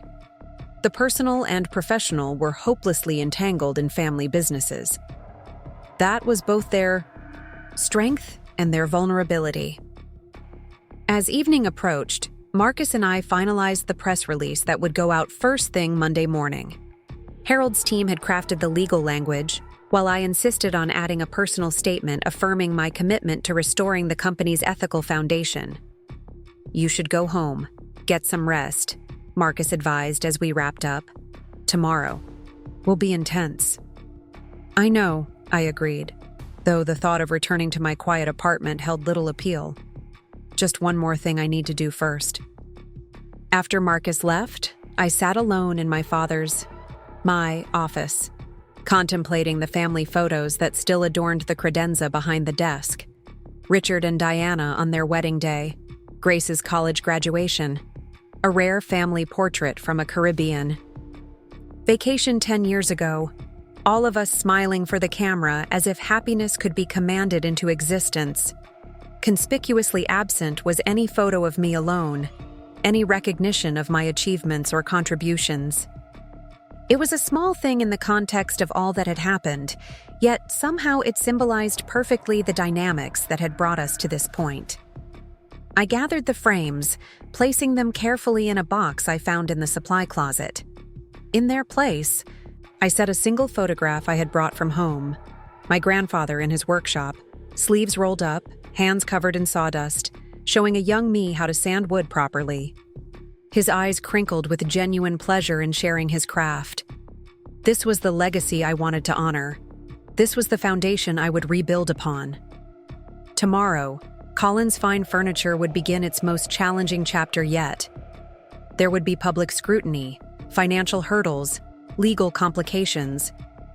The road ahead would test every skill I possessed and demand growth in areas where I had little experience. But as I turned out the lights and prepared to leave, I felt a surprising sense of clarity and purpose. For the first time in my professional life, I wasn't fighting against my family's expectations or struggling to prove my worth. Instead, I was standing firmly in my own values, guided by a vision of what the company could and should be. The inheritance I had fought for had come at a higher price than I ever imagined. But perhaps that made it all the more valuable. Not just a business passed down through bloodlines, but a legacy reforged through crisis, strengthened by adversity, and ultimately defined not by what was easy, but by what was right. Monday morning arrived with the harsh glare of public exposure. As I pulled into the Collins Fine Furniture headquarters parking lot at 6:30, I counted 4 news vans already, stationed near the entrance. Our press release had gone out at 5 a.m. sharp, and judging by the reporters setting up cameras, the story had immediately caught fire. "Family Furniture Empire Faces Financial Scandal," screamed the headline on my phone's news alerts. Collins. CEO steps down amid fraud allegations. Marcus was already inside when I arrived, 2 laptops open on the conference room table, a half-empty coffee pot beside him. He'd set up a makeshift crisis command center, complete with media monitoring screens and scheduled call times with key clients and suppliers. "Morning," he greeted me, sliding a fresh coffee cup my way. "Sleep at all?" "A few hours," I lied. In truth, I'd spent most of the night alternating between reviewing company financials and fielding increasingly frantic texts from Grace, who was besieged by reporters at her condo. "The first round of employee meetings starts in 30 minutes, Marcus reminded me. "Sales team at 7, then manufacturing at 8, administrative staff at 9. You ready?" I nodded, pulling up the talking points we'd prepared. Transparency would be key. The employees deserved to know what was happening, but so would confidence. They needed to believe that despite the scandal, the company would survive, and their jobs were secure. As if reading my thoughts, Marcus added, "You might want to change your introduction slightly. Lead with the company's stability and their job security before getting into the details of what happened. Based on the emails coming in overnight, that's their primary concern." He was right, of course. I edited the document, then headed to my office to prepare mentally for the day ahead. The box of family photos still sat on the floor where I'd left it yesterday. I'd need to take it home, decide what to do with those visual reminders of happier, or at least more ignorant times. The first meeting went as well as could be expected. The sales team, 12 people gathered in our largest conference room, listened with grim expressions as I outlined the situation. A few asked pointed questions about whether clients would stay with us, whether commissions would be affected, how they should respond to inevitable inquiries. "Be honest," I advised them. "Acknowledge that there were serious financial improprieties by specific individuals who are no longer with the company. Emphasize that our products and services remain excellent, and that we're implementing stronger financial controls to ensure nothing like this happens again." Sandra, our most experienced sales associate who had worked with my grandfather before my father took over, raised her hand. "Emma," she said, using my first name as she had since I was a child visiting the showroom, "customers aren't just buying furniture from us. They're buying the Collins story. 3 generations of craftsmanship, family values, integrity. That story just changed dramatically." Her observation cut to the heart of our challenge. We weren't just managing a financial crisis, we were managing an identity crisis. "You're right," I acknowledged. "The story has changed, but perhaps it's become more authentic. Instead of pretending to perfect, we're demonstrating accountability. Instead of covering up mistakes, we're addressing them head-on. I believe customers will respect that more than a facade of flawless success." The remaining meetings followed a similar pattern: shock, concern, cautious support. By noon, I had spoken to every employee in the building, promising transparency, moving forward and requesting their commitment during the challenging months ahead. Most seemed willing to give me a chance, though I had no illusions about the fragility of their trust. At 1 o'clock, Harold arrived with 2 representatives from the Securities and Exchange Commission.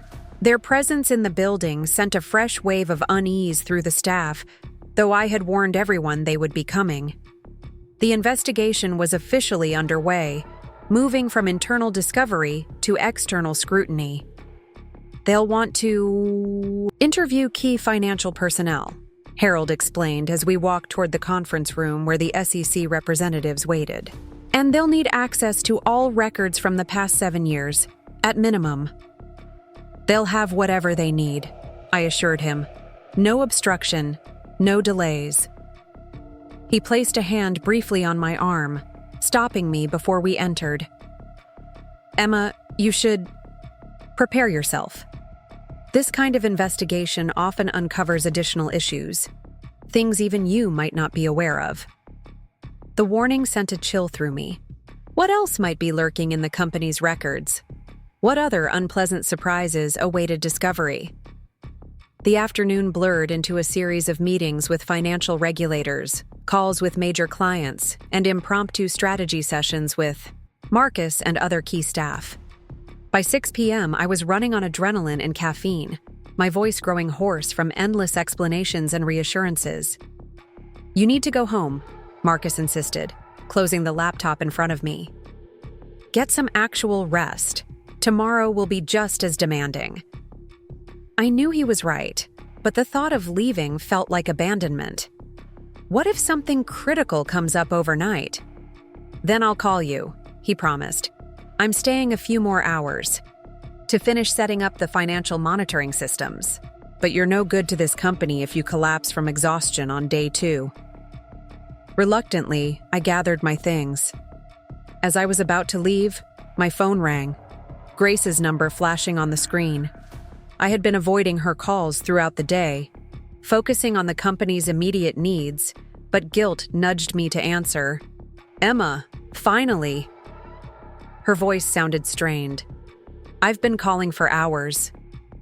I've been in meetings nonstop, I explained, feeling a twinge of sympathy despite everything. What's going on? What's going on? Reporters are camped outside my building. My phone won't stop ringing. Nathaniel's family has publicly distanced themselves from me, and no one from my own family has bothered to check if I'm okay. The accusations stung, though not entirely fairly. I had texted her brief updates throughout the day, but I hadn't truly considered how the public exposure might be affecting her. I'm sorry, I said sincerely. It's been chaotic here. Where are you now? Hiding in my apartment with the blinds closed, she replied bitterly. Apparently, I'm now the face of corporate nepotism and fraud. There's a lovely article making the rounds with the headline, "The Collins Daughter Who Helped Daddy Steal Millions." I winced. The media coverage would inevitably focus on the family drama aspect of the story. It made for more compelling headlines than forensic accounting details. Do you want to stay at my place tonight? I offered impulsively. It's smaller than what you're used to, but the press doesn't know where I live yet. The silence that followed my offer surprised me. Finally, Grace said in a quieter voice, "You'd do that? After everything?" "You're still my sister," I replied simply. "And regardless of what you did, you don't deserve to be hounded in your home." We arranged for her to park in the garage beneath my building and take the service elevator up to avoid being spotted. When she arrived an hour later, I barely recognized her. Gone was the polished, confident woman who had always made me feel somehow inadequate in comparison. In her place stood someone with smudged makeup, unwashed hair, and clothes that looked slept in. "You look terrible," I blurted out before I could stop myself. To my surprise, Grace laughed, a genuine sound I hadn't heard from her in years. Always the tactful one, Emma. She dropped her overnight bag on my floor and looked around the apartment with curiosity. "So this is where you live?" I felt a moment of self-consciousness about my modest space. The furniture was high quality, some pieces I had designed myself, but the apartment itself was small by Colin's standards. No view, no doorman, no prestige address. "It's convenient to work," I said defensively. Grace wandered to my design corner, where sketches and material samples covered a large table. She picked up a drawing of a rocking chair with an innovative curved spine. "This is beautiful," she said, sounding genuinely impressed. "Your work?" I nodded, surprised by her interest. "I always envied this about you," she admitted, setting the sketch down carefully. "Knowing how to make something real, having actual skills." She turned to face me. "All I ever learned was how to look good and say the right things to the right people." The admission seemed to cost her something. I wasn't sure how to respond to this uncharacteristic vulnerability from my always polished sister. "Are you hungry?" I asked finally, retreating to practicalities. I was going to order takeout, over cartons of Thai food eaten at my small kitchen counter. Grace gradually revealed the full impact of the past 48 hours on her life. "Nathaniel called this morning," she said, pushing noodles around with her fork. "Wanted to discuss things."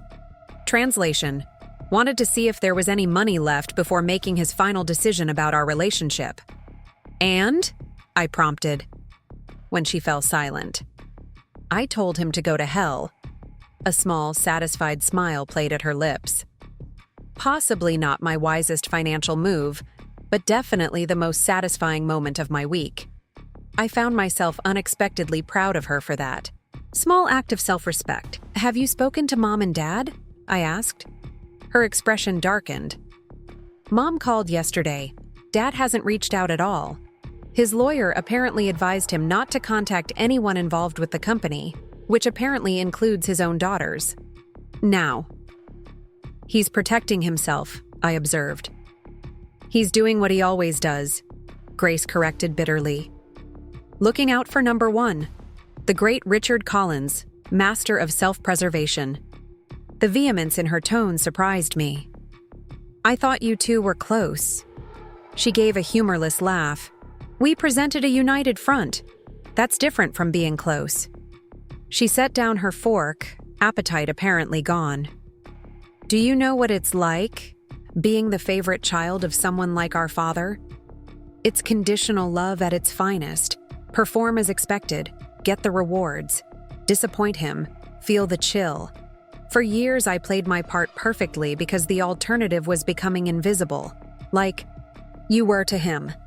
The casual cruelty of her last statement hit like a slap, but I sensed no malice in it, just a blunt assessment of our family dynamic. "I wasn't invisible," I protested weakly. "I was just focused on different aspects of the business." "Emma?" Grace said with surprising gentleness. "He had you working out of the workshop instead of headquarters. He forgot to mention your contribution to the sustainable line when speaking to the press. He scheduled board meetings when you were out of town.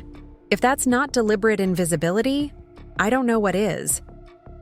Hearing it laid out so plainly made my throat tighten. I had always known, of course, but having Grace, the beneficiary of that same favoritism, acknowledge it so directly was unexpectedly affecting. "Why did you go along with it?" I asked, the question that had burned inside me for years finally finding voice. "You must have known it wasn't fair." Grace stared into her wineglass for a long moment. "Self-preservation," she admitted finally. "And selfishness. And fear." She looked up, meeting my eyes directly. "If I acknowledged how unfairly he treated you, I'd have to acknowledge that my position wasn't earned.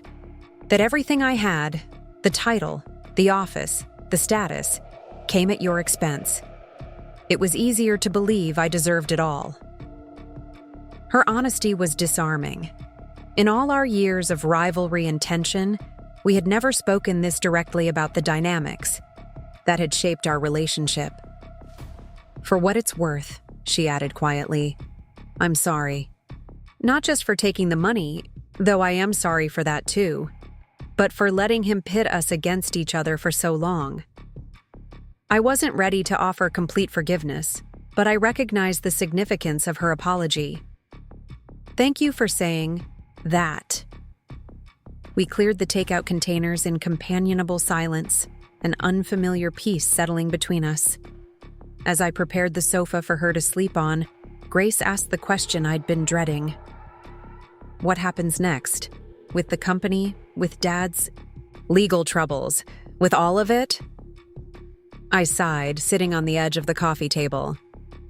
Honestly, it's going to get worse before it gets better.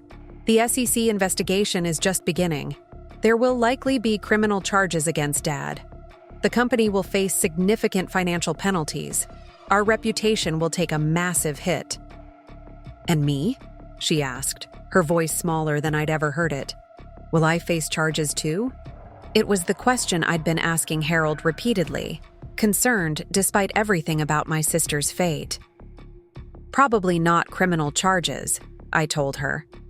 Your involvement was smaller and less sophisticated, but there will be civil penalties, and you'll need to make full restitution. She nodded, accepting this. I've already listed the lake house. My financial advisor is liquidating my investment account. It should cover most of what I took. Her willingness to take responsibility surprised me again. Perhaps this crisis was revealing a Grace I'd never known.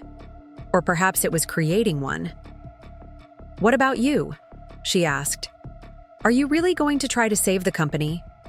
I am, I confirmed without hesitation. It's worth saving, Grace. Not just because it's our family legacy, but because it provides livelihoods for hundreds of people. Because it makes products that actually matter. Furniture that becomes part of people's homes, their lives, their memories. She studied me with genuine curiosity. You really believe in it, don't you? The whole craftsmanship, quality, integrity thing. It's not just marketing to you. Of course I believe in it, I replied, surprised she would even question this. Don't you? She shrugged one shoulder. I believed in being a Collins, in what that name meant in terms of status and opportunity. The actual furniture, the business itself, that was always your territory. Her admission illuminated so much about our different paths, while I had immersed myself in the substance of the family business, the craftsmanship, the materials, the design principles. Grace had focused entirely on the social currency the Collins name provided. Well, I said after a moment, you might want to start developing some other beliefs. The Collins name isn't going to open the same doors it used to. She laughed softly. Don't worry, I'm getting a crash course in reality this week. She hesitated, then added, I meant what I said at the gala, about developing actual skills. I was thinking, maybe you could show me sometime. The design process, how it actually works. The request seemed genuine without any hidden agenda I could detect. For the first time in our adult lives, Grace was approaching me as someone with valuable knowledge to share, not as a competitor to outmaneuver. I'd be happy to, I told her, meaning it. The next morning, I left Grace still sleeping on my sofa and headed to the office before dawn.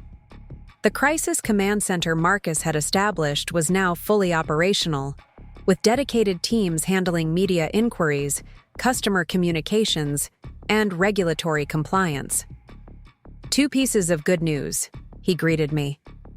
First, our 3 largest commercial clients have confirmed they're staying with us. The hotel chain, the hospital group, and the university system, all standing firm on their contracts. Relief flooded through me. Together, those 3 clients represented nearly 30% of our annual revenue. Their loyalty would be crucial to our survival. And the second piece? I prompted. Early feedback on your employee meetings. Yesterday has been overwhelmingly positive. People appreciate the transparency and direct communication. They're nervous, but committed. I nodded, grateful for this small victory. What about the banking situation? Any word from First National? Marcus's expression sobered. That's our biggest challenge at the moment. They've placed a temporary freeze on our primary line of credit pending review. We have enough operating cash for the next 6 weeks, but after that, he didn't need to finish the thought. Without access to our credit lines, making payroll and purchasing materials would become increasingly difficult. The bank's caution was understandable but potentially devastating. We need to meet with them, I decided. Today, if possible. This can't wait. While Marcus arranged the meeting, I joined the SEC investigators who had set up in our main conference room. They were methodically working through financial records, occasionally calling in various employees for questioning. The process was thorough, impersonal, and clearly designed to uncover any remaining secrets. By mid-morning, Harold arrived with news from my father's legal team. Richard has agreed to plead guilty to reduced charges, he informed me quietly as we stepped into my office. Securities fraud and tax evasion, in exchange for full cooperation with authorities. What does that mean in practical terms? I asked.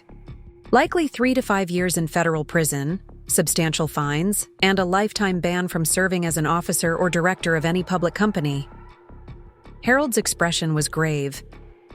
It could have been much worse.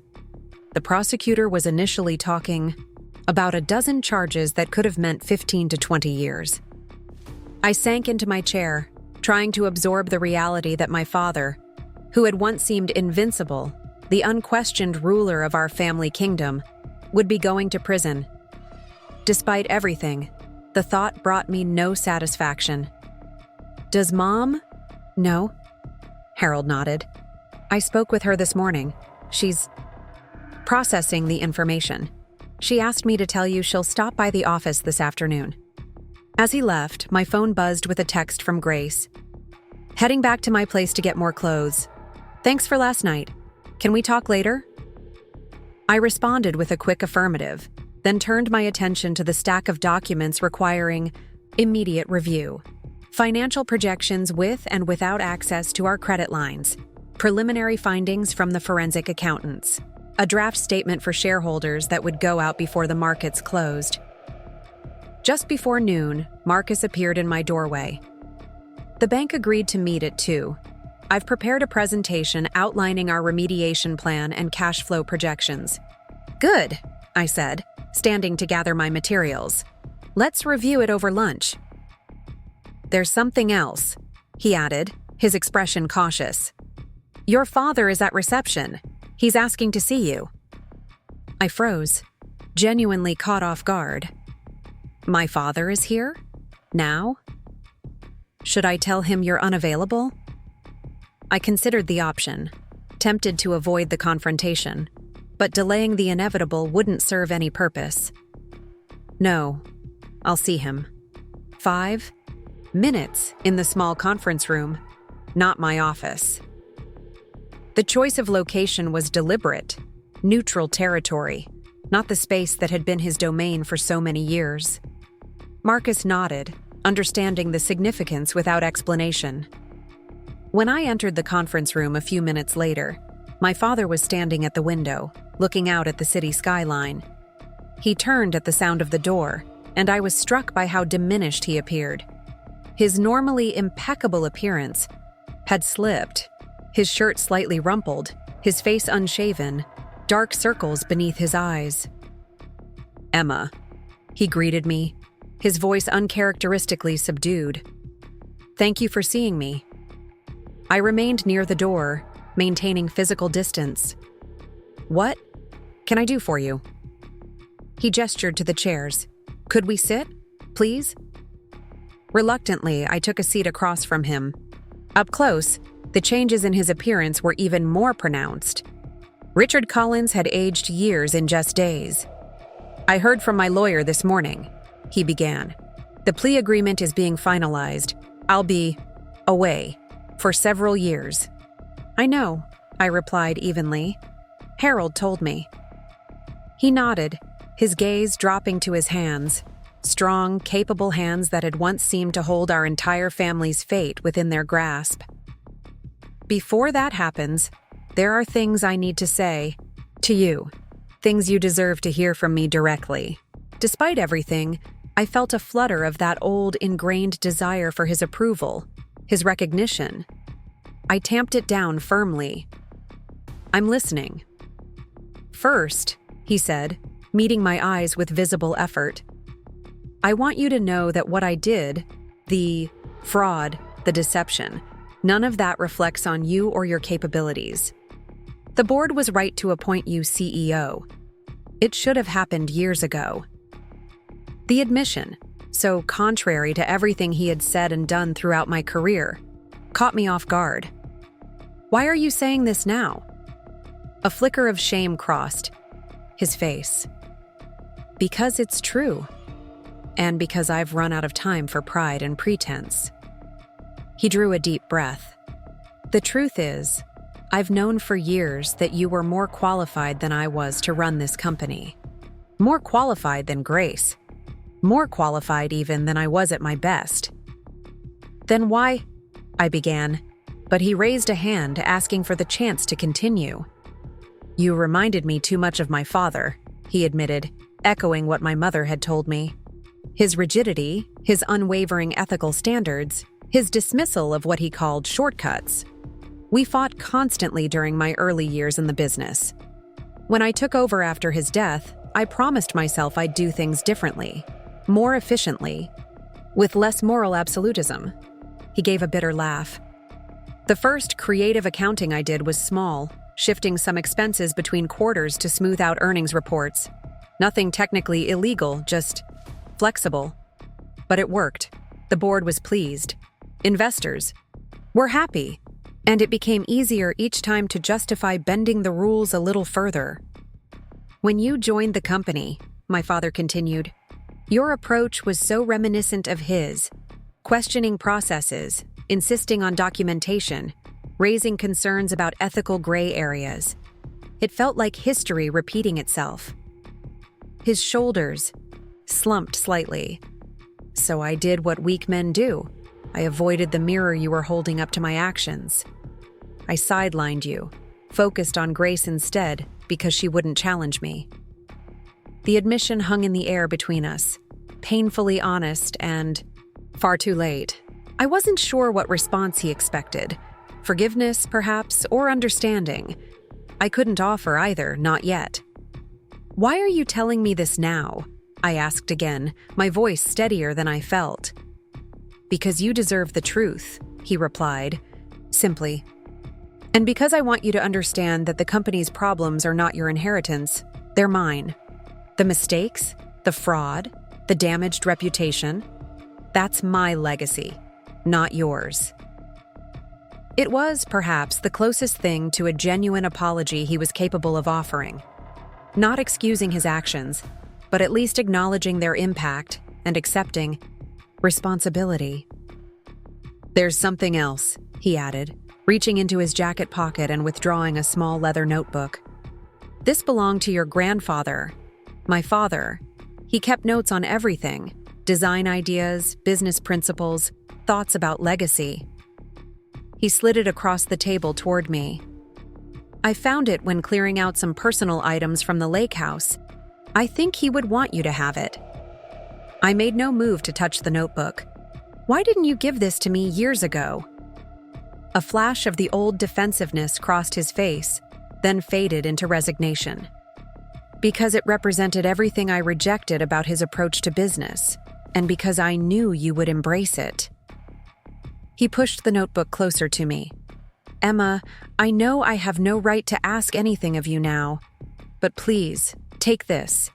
It's the one untainted piece of the Collins legacy I can offer.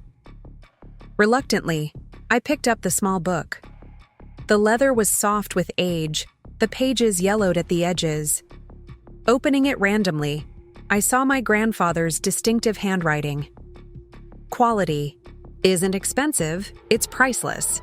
Never compromise craftsmanship for profit margins. The former endures, the latter is fleeting.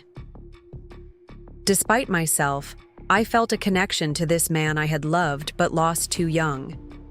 His principles had shaped my approach to design and business, even without this written record. "Thank you," I said quietly, tucking the notebook into my own pocket. My father nodded, apparently having said what he came to say. He stood, preparing to leave, then hesitated. "There's one more thing you should know. About the company finances." He lowered his voice, glancing toward the door. "There's a secondary account at First Merchants Bank, under Caldwell Artisans, LLC.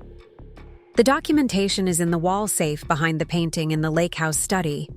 The combination is Grace's birthday." My breath caught. "What kind of account?" "A contingency fund," he replied, not meeting my eyes. "Approximately $3 million, accumulated over the years from various undocumented revenue streams. It wasn't included in the company books." Hidden money. More deception. "Are you telling me about another fraud?" "I'm giving you a tool," he corrected tersely. "That money could help save the company, make payroll during the credit freeze, fund the sustainable line expansion, whatever you need. It's clean now. Taxes were paid through the LLC, but its origin wouldn't withstand close scrutiny." The revelation left me speechless. Even now, facing prison, my father was still operating in shades of gray, still offering morally questionable solutions. "Do what you want with the information," he said, correctly reading my hesitation. "Tell the investigators, use it to save the company, leave it untouched. It's your decision now. I just wanted you to know it exists." With that, he turned to go. At the door, he paused one final time. "I never said this enough, perhaps never said it at all, but I am proud of you, Emma. Not because you're salvaging what's left of the Collins name, but because you remained true to your principles when I couldn't maintain my own." Before I could formulate a response, he was gone. Through the glass walls of the conference room, I watched him walk through the main office area. A few longtime employees nodded in recognition as he passed, but most averted their eyes, already distancing themselves from his disgrace. I sat alone for several minutes, trying to process the conversation. The notebook in my pocket felt simultaneously like a gift and a burden, a connection to the grandfather whose values I shared, and a reminder of the father whose corruption had tainted our family legacy. The hidden account presented an even more complex moral question. Using those funds could indeed help the company weather the immediate financial crisis, but doing so would mean building our recovery on a foundation that included deception, even if I disclosed it now to the authorities. A soft knock on the door interrupted my thoughts. My mother entered, elegant as always despite the strain evident in her expression. "I just passed your father in the lobby," she said, taking the seat he had vacated. "He told me he spoke with you." I nodded, not trusting my voice immediately. "Did he tell you about the plea agreement?" she asked. "Yes." 3 to 5 years, most likely. She was quiet for a moment, processing this reality. "I've spent 35 years as Richard Collins' wife. I'm not sure I know how to be anything else." "You don't have to decide that today," I pointed out gently. "No," she agreed. "But soon, inevitably." She straightened her shoulders, visibly collecting herself. "But that's not why I came to see you. I wanted to discuss the foundation." The Collins Family Foundation had been my mother's primary focus for years, a charitable organization that supported arts education and furniture craftsmanship training. It was largely funded through company profits and personal contributions from my parents. "What about it?" I asked. "The board is meeting tomorrow to discuss its future. Given the circumstances, there are concerns about continuing to operate under the Collins name, about the impact of the scandal on fundraising capabilities. Another casualty of my father's actions, the philanthropic work that had been my mother's life's purpose now tainted by association." "What are you thinking?" I asked, genuinely curious about her perspective. I'm considering a complete restructuring, she replied with unexpected decisiveness. New name, new mission, new governance structure. Perhaps focused more specifically on sustainable materials and ethical manufacturing practices. She met my eyes directly. I'd like you to be involved. Emma, your perspective would be valuable. The offer surprised me. My mother and I had never worked closely together on anything, our interests and approaches seemingly too divergent. Yet here she was, seeking my input on reinventing the organization she had built. I'd be honored, I told her sincerely. But my primary focus has to be stabilizing the company right now. Of course, she acknowledged. Perhaps in a few months when things settle down. She hesitated, then added, I'm proud of how you're handling this crisis, Emma. You've shown remarkable strength and clarity. Coming from my mother, always reserved with praise, especially toward me, the words carried significant weight. Thank you, I replied simply. We sat in companionable silence for a moment, two women facing the rubble of what our family had been and contemplating what might be built in its place. Have you spoken with Grace today? I asked eventually. My mother nodded. Briefly. She mentioned staying with you last night. A hint of surprise colored her tone. That was unexpected. For both of us, I admitted. But maybe something good can come from all this. A more honest relationship between us at least. I hope so, my mother said softly. Family should be a source of strength, not competition. She glanced at her watch. I should go. You have that meeting with the bank this afternoon, yes? Her awareness of my schedule was another small surprise. She had clearly been paying more attention than I'd realized. At 2, I confirmed. It's critical we maintain access to our credit lines. You'll be persuasive, she said with unexpected confidence in my abilities. You always have been when you believe in something. She stood, smoothing her impeccable slacks. Keep me updated? I will, I promised, touched by her genuine interest. After she left, I had just enough time to review the presentation for the bank one more time before Marcus appeared to escort me to the meeting. As we walked toward the executive parking area, I debated whether to tell him about the hidden account my father had revealed. The ethical implications weighed heavily. Everything okay?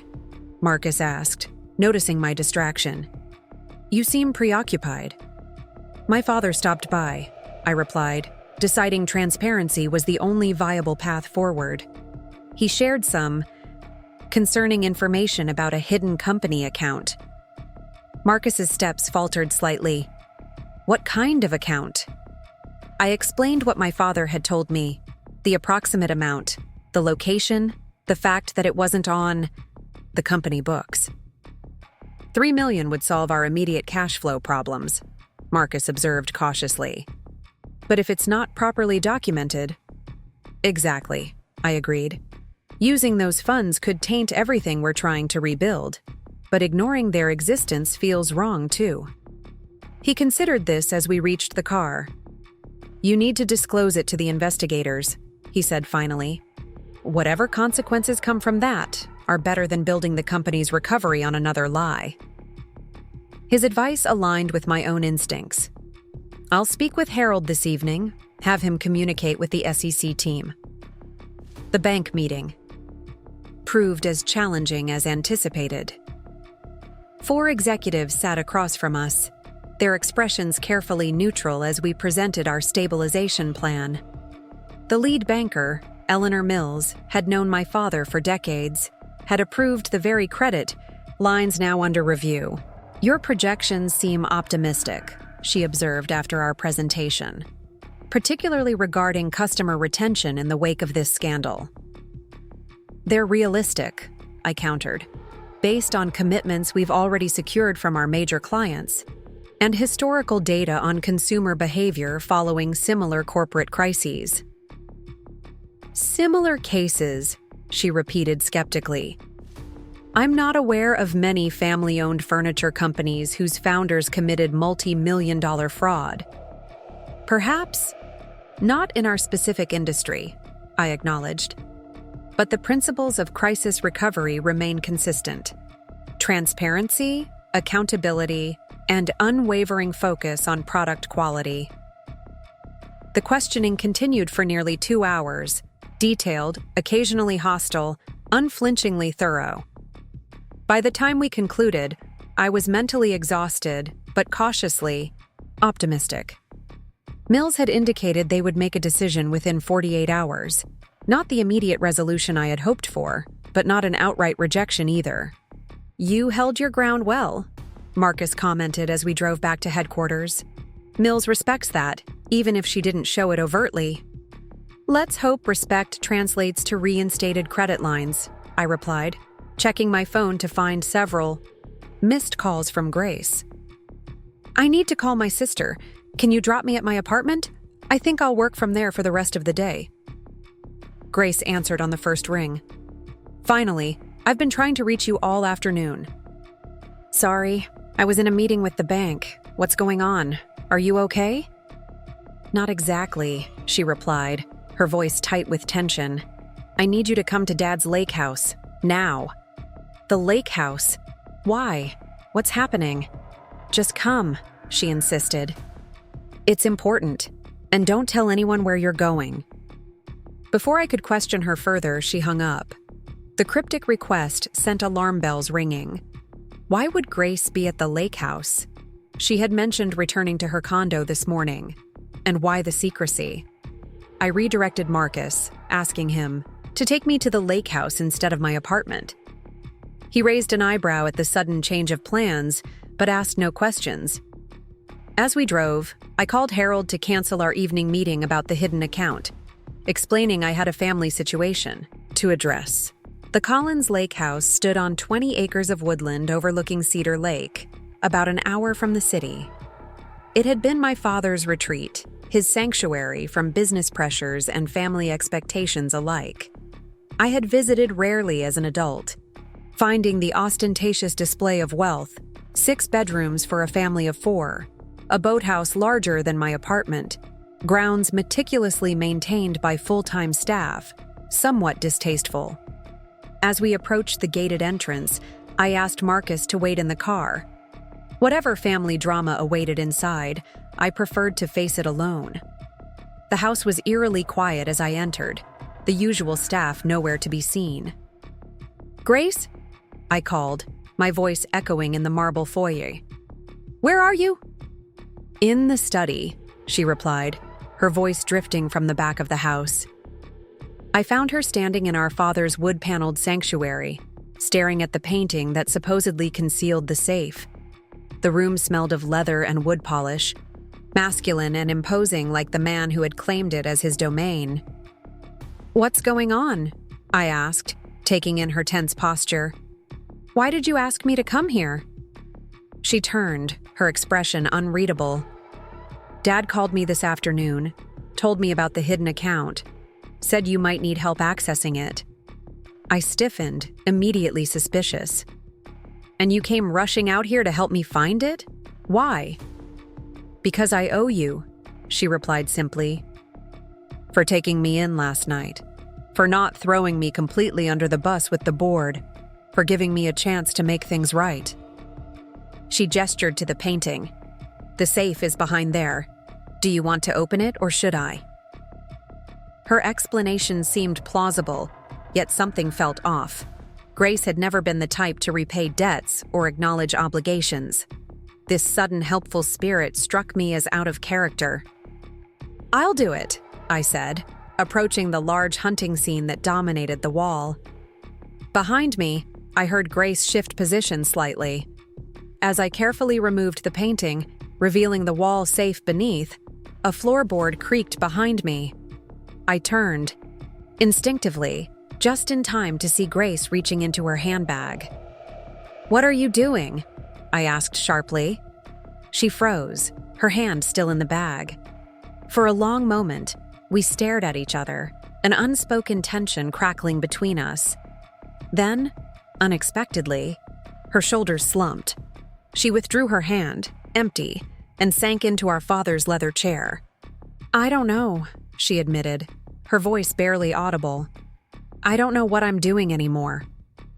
The raw vulnerability in her tone caught me off guard. "Were you planning to take the money?" I asked, though I already knew the answer. She nodded, not meeting my eyes. "Dad called, told me about the account. Said if I got here before you disclosed it to the authorities, I could secure my future." A bitter laugh escaped her. One last paternal gift, teaching his daughter to steal again. The revelation stung, though it shouldn't have surprised me. Of course my father would hedge his bets, play Grace and me against each other one final time. Old habits died hard, it seemed. "And you were going to do it," I stated, not a question. "I was," she admitted, "until you walked in. Until I saw your face and realized I was about to destroy whatever fragile trust we've started building." She looked up finally, her expression painfully honest. "I'm not sure who I am without the Collins money and status, Emma. The thought of facing the world without that safety net is terrifying." Her candor disarmed me. For perhaps the first time in our adult lives, Grace was showing me her genuine self, without pretense or performance. "I understand fear," I told her quietly. "But taking this money would just continue the cycle. You'd be your father's daughter again, following his corrupt example." "And what's the alternative?" she asked plaintively. "Poverty? Disgrace? You have the company, your design skills, your integrity. What do I have left?" "A chance to discover who you actually are," I replied. "Beyond what Dad made you, beyond what the Collins name provided. Isn't that worth something?" She considered this silently, gaze fixed on the oriental carpet. Finally, she stood. "You should open the safe. Document what's there. Do whatever the righteous Emma Collins would do with illicit millions." Despite the sarcasm, I sensed she meant it. I turned back to the safe, entered Grace's birthday as the combination, and pulled open the heavy door. Inside sat several folders, a small stack of bearer bonds, and a USB drive. "Looks like Dad left us a treasure map," I observed, removing the items carefully. "We'll need to have Harold's team go through all of this." Grace watched from a distance, arms crossed protectively over her chest. "So that's it? You'll turn everything over to the authorities? The company won't get any benefit from the money?" "I don't know yet," I admitted. "But whatever happens, it will be done properly. Transparently. That's the only way forward." As we gathered the safe's contents, an unexpected truce settled between us. Grace helped me catalog each item, offering insights into certain documents that referenced accounts or properties I wasn't familiar with. Her knowledge of our father's financial dealings, while concerning in its implications, proved valuable in understanding the full scope of what we'd found. By evening, we had compiled a comprehensive inventory. The hidden funds were more complex than my father had indicated, not a simple account, but a web of investments, properties, and offshore holdings totaling closer to $5 million than $3 million. "What now?" Grace asked as we sat in the kitchen, sharing a bottle of wine from our father's extensive cellar. "Do we call Harold tonight?" I nodded, feeling the weight of responsibility pressing down. "I'll call him. But first, I need to ask you something." I met her eyes directly. "What do you want, Grace? Not what Dad wanted for you. Not what you think you should want. What do you want for your life going forward?" The question seemed to startle her. She took a long sip of wine, considering. "I don't think anyone has ever asked me that before," she said finally. "Not even me." "Well, I'm asking now." She stared into her glass, as if the answer might be found in the ruby, liquid. "I want to be valued for something real," she said slowly. Not for my appearance or my charm or my name, for something I've actually created or contributed. She looked up, vulnerability mixing with determination in her expression. I want to learn, to develop actual skills, to understand the business. Dad never thought I needed to comprehend. It was perhaps the most authentic thing I'd ever heard from her. That's a good start, I told her sincerely. And it's something I can help with if you want. You'd do that? After everything? You're still my sister, I said, echoing my words from the previous night. And frankly, the company could use all the family loyalty it can get right now. Her smile was tentative but genuine. I'd like that. As I called Harold to report our discovery, I felt a curious sense of closure beginning to form. Not an ending. The challenges facing Colin's fine furniture were still immense. The road to recovery long and uncertain, but perhaps the beginning of something new.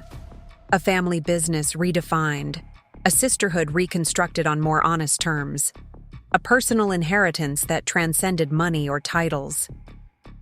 3 months later, I stood in our redesigned flagship showroom, watching customers interact with our newest collection.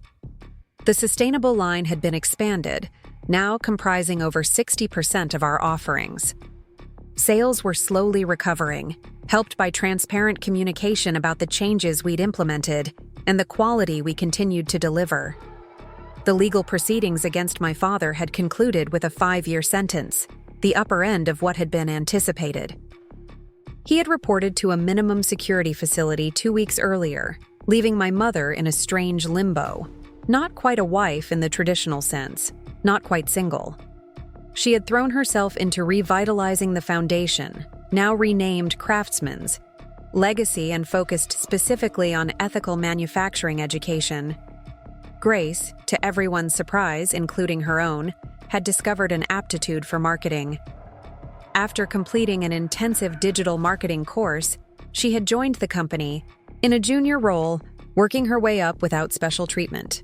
Her understanding of social media and influencer culture, combined with a newfound appreciation for our craftsmanship values, brought a fresh perspective to our promotional strategies. The hidden funds had been disclosed to authorities, resulting in additional penalties but also demonstrating our commitment to transparency. After all legal obligations were satisfied, the remaining amount, just under $2 million, had been placed in a trust dedicated to employee profit-sharing and sustainability initiatives. Marcus had accepted my offer to become permanent CFO, implementing financial controls that would prevent any future improprieties. Under his guidance, we had restructured our debt, secured new banking relationships, and established a path to stable profitability within 18 months. As I watched a young couple test the comfort of a dining chair I had designed, I felt a tap on my shoulder. Grace, tablet in hand, gave me a quick smile. The photo shoot for the winter catalog is set for next week, she informed me. I've lined up 3 locations, all showcasing our commitment to sustainable materials. And that influencer partnership we discussed. She's on board, wants to feature our apprenticeship program as part of her Ethical Living series. Good work, I told her, genuinely impressed by her initiative. The compliment still seemed to surprise her, her cheeks flushing slightly. Also, she added, lowering her voice, Nathaniel called again, asked if I'd reconsider his proposal. And? I prompted, curious about her response to the man who had abandoned her when she needed support, only to reappear once the worst of the scandal had passed. She rolled her eyes. I told him I'm too busy learning how to be self-sufficient to entertain proposals from men who only want the facade. Her confidence had a different quality now, less brittle, more authentic. Turns out having actual skills is more satisfying than being decorative. I couldn't help smiling at this transformation. The Grace of 6 months ago would never have prioritized personal growth over a socially advantageous marriage. As we walked through the showroom together, observing customers interact with the furniture that represented our family's true legacy, I felt my grandfather's pocket watch, now a permanent accessory, resting against my collarbone. His notebook, had become something of a touchstone for me, its wisdom guiding decisions both personal and professional. The Collins name had been tarnished, certainly. The company's recovery remained fragile, the future uncertain in many ways. But standing beside my sister, watching our clients appreciate the craftsmanship we now championed with genuine conviction, I felt something unexpected. Gratitude. Not for the crisis that had upended our lives, but for the clarity it had ultimately provided. The inheritance I had fought for had turned out to be something far more valuable than control of a company or financial security. It was the opportunity to rebuild on a foundation of truth rather than deception, to lead through principle rather than privilege, to find connection where competition had once ruled. As a customer called me over to discuss a custom commission, I caught a glimpse of my reflection in the showroom window, confident, purposeful, at peace with both the challenges behind and those still ahead. The true Collins legacy, I realized, wasn't the furniture we created or the business we ran. It was the values that would guide us forward, the integrity that would define our choices, and the commitment to craft something that would truly stand the test of time. Up next, you've got 2 more standout stories right on your screen. If this one hit the mark, you won't want to pass these up. Just click and check them out.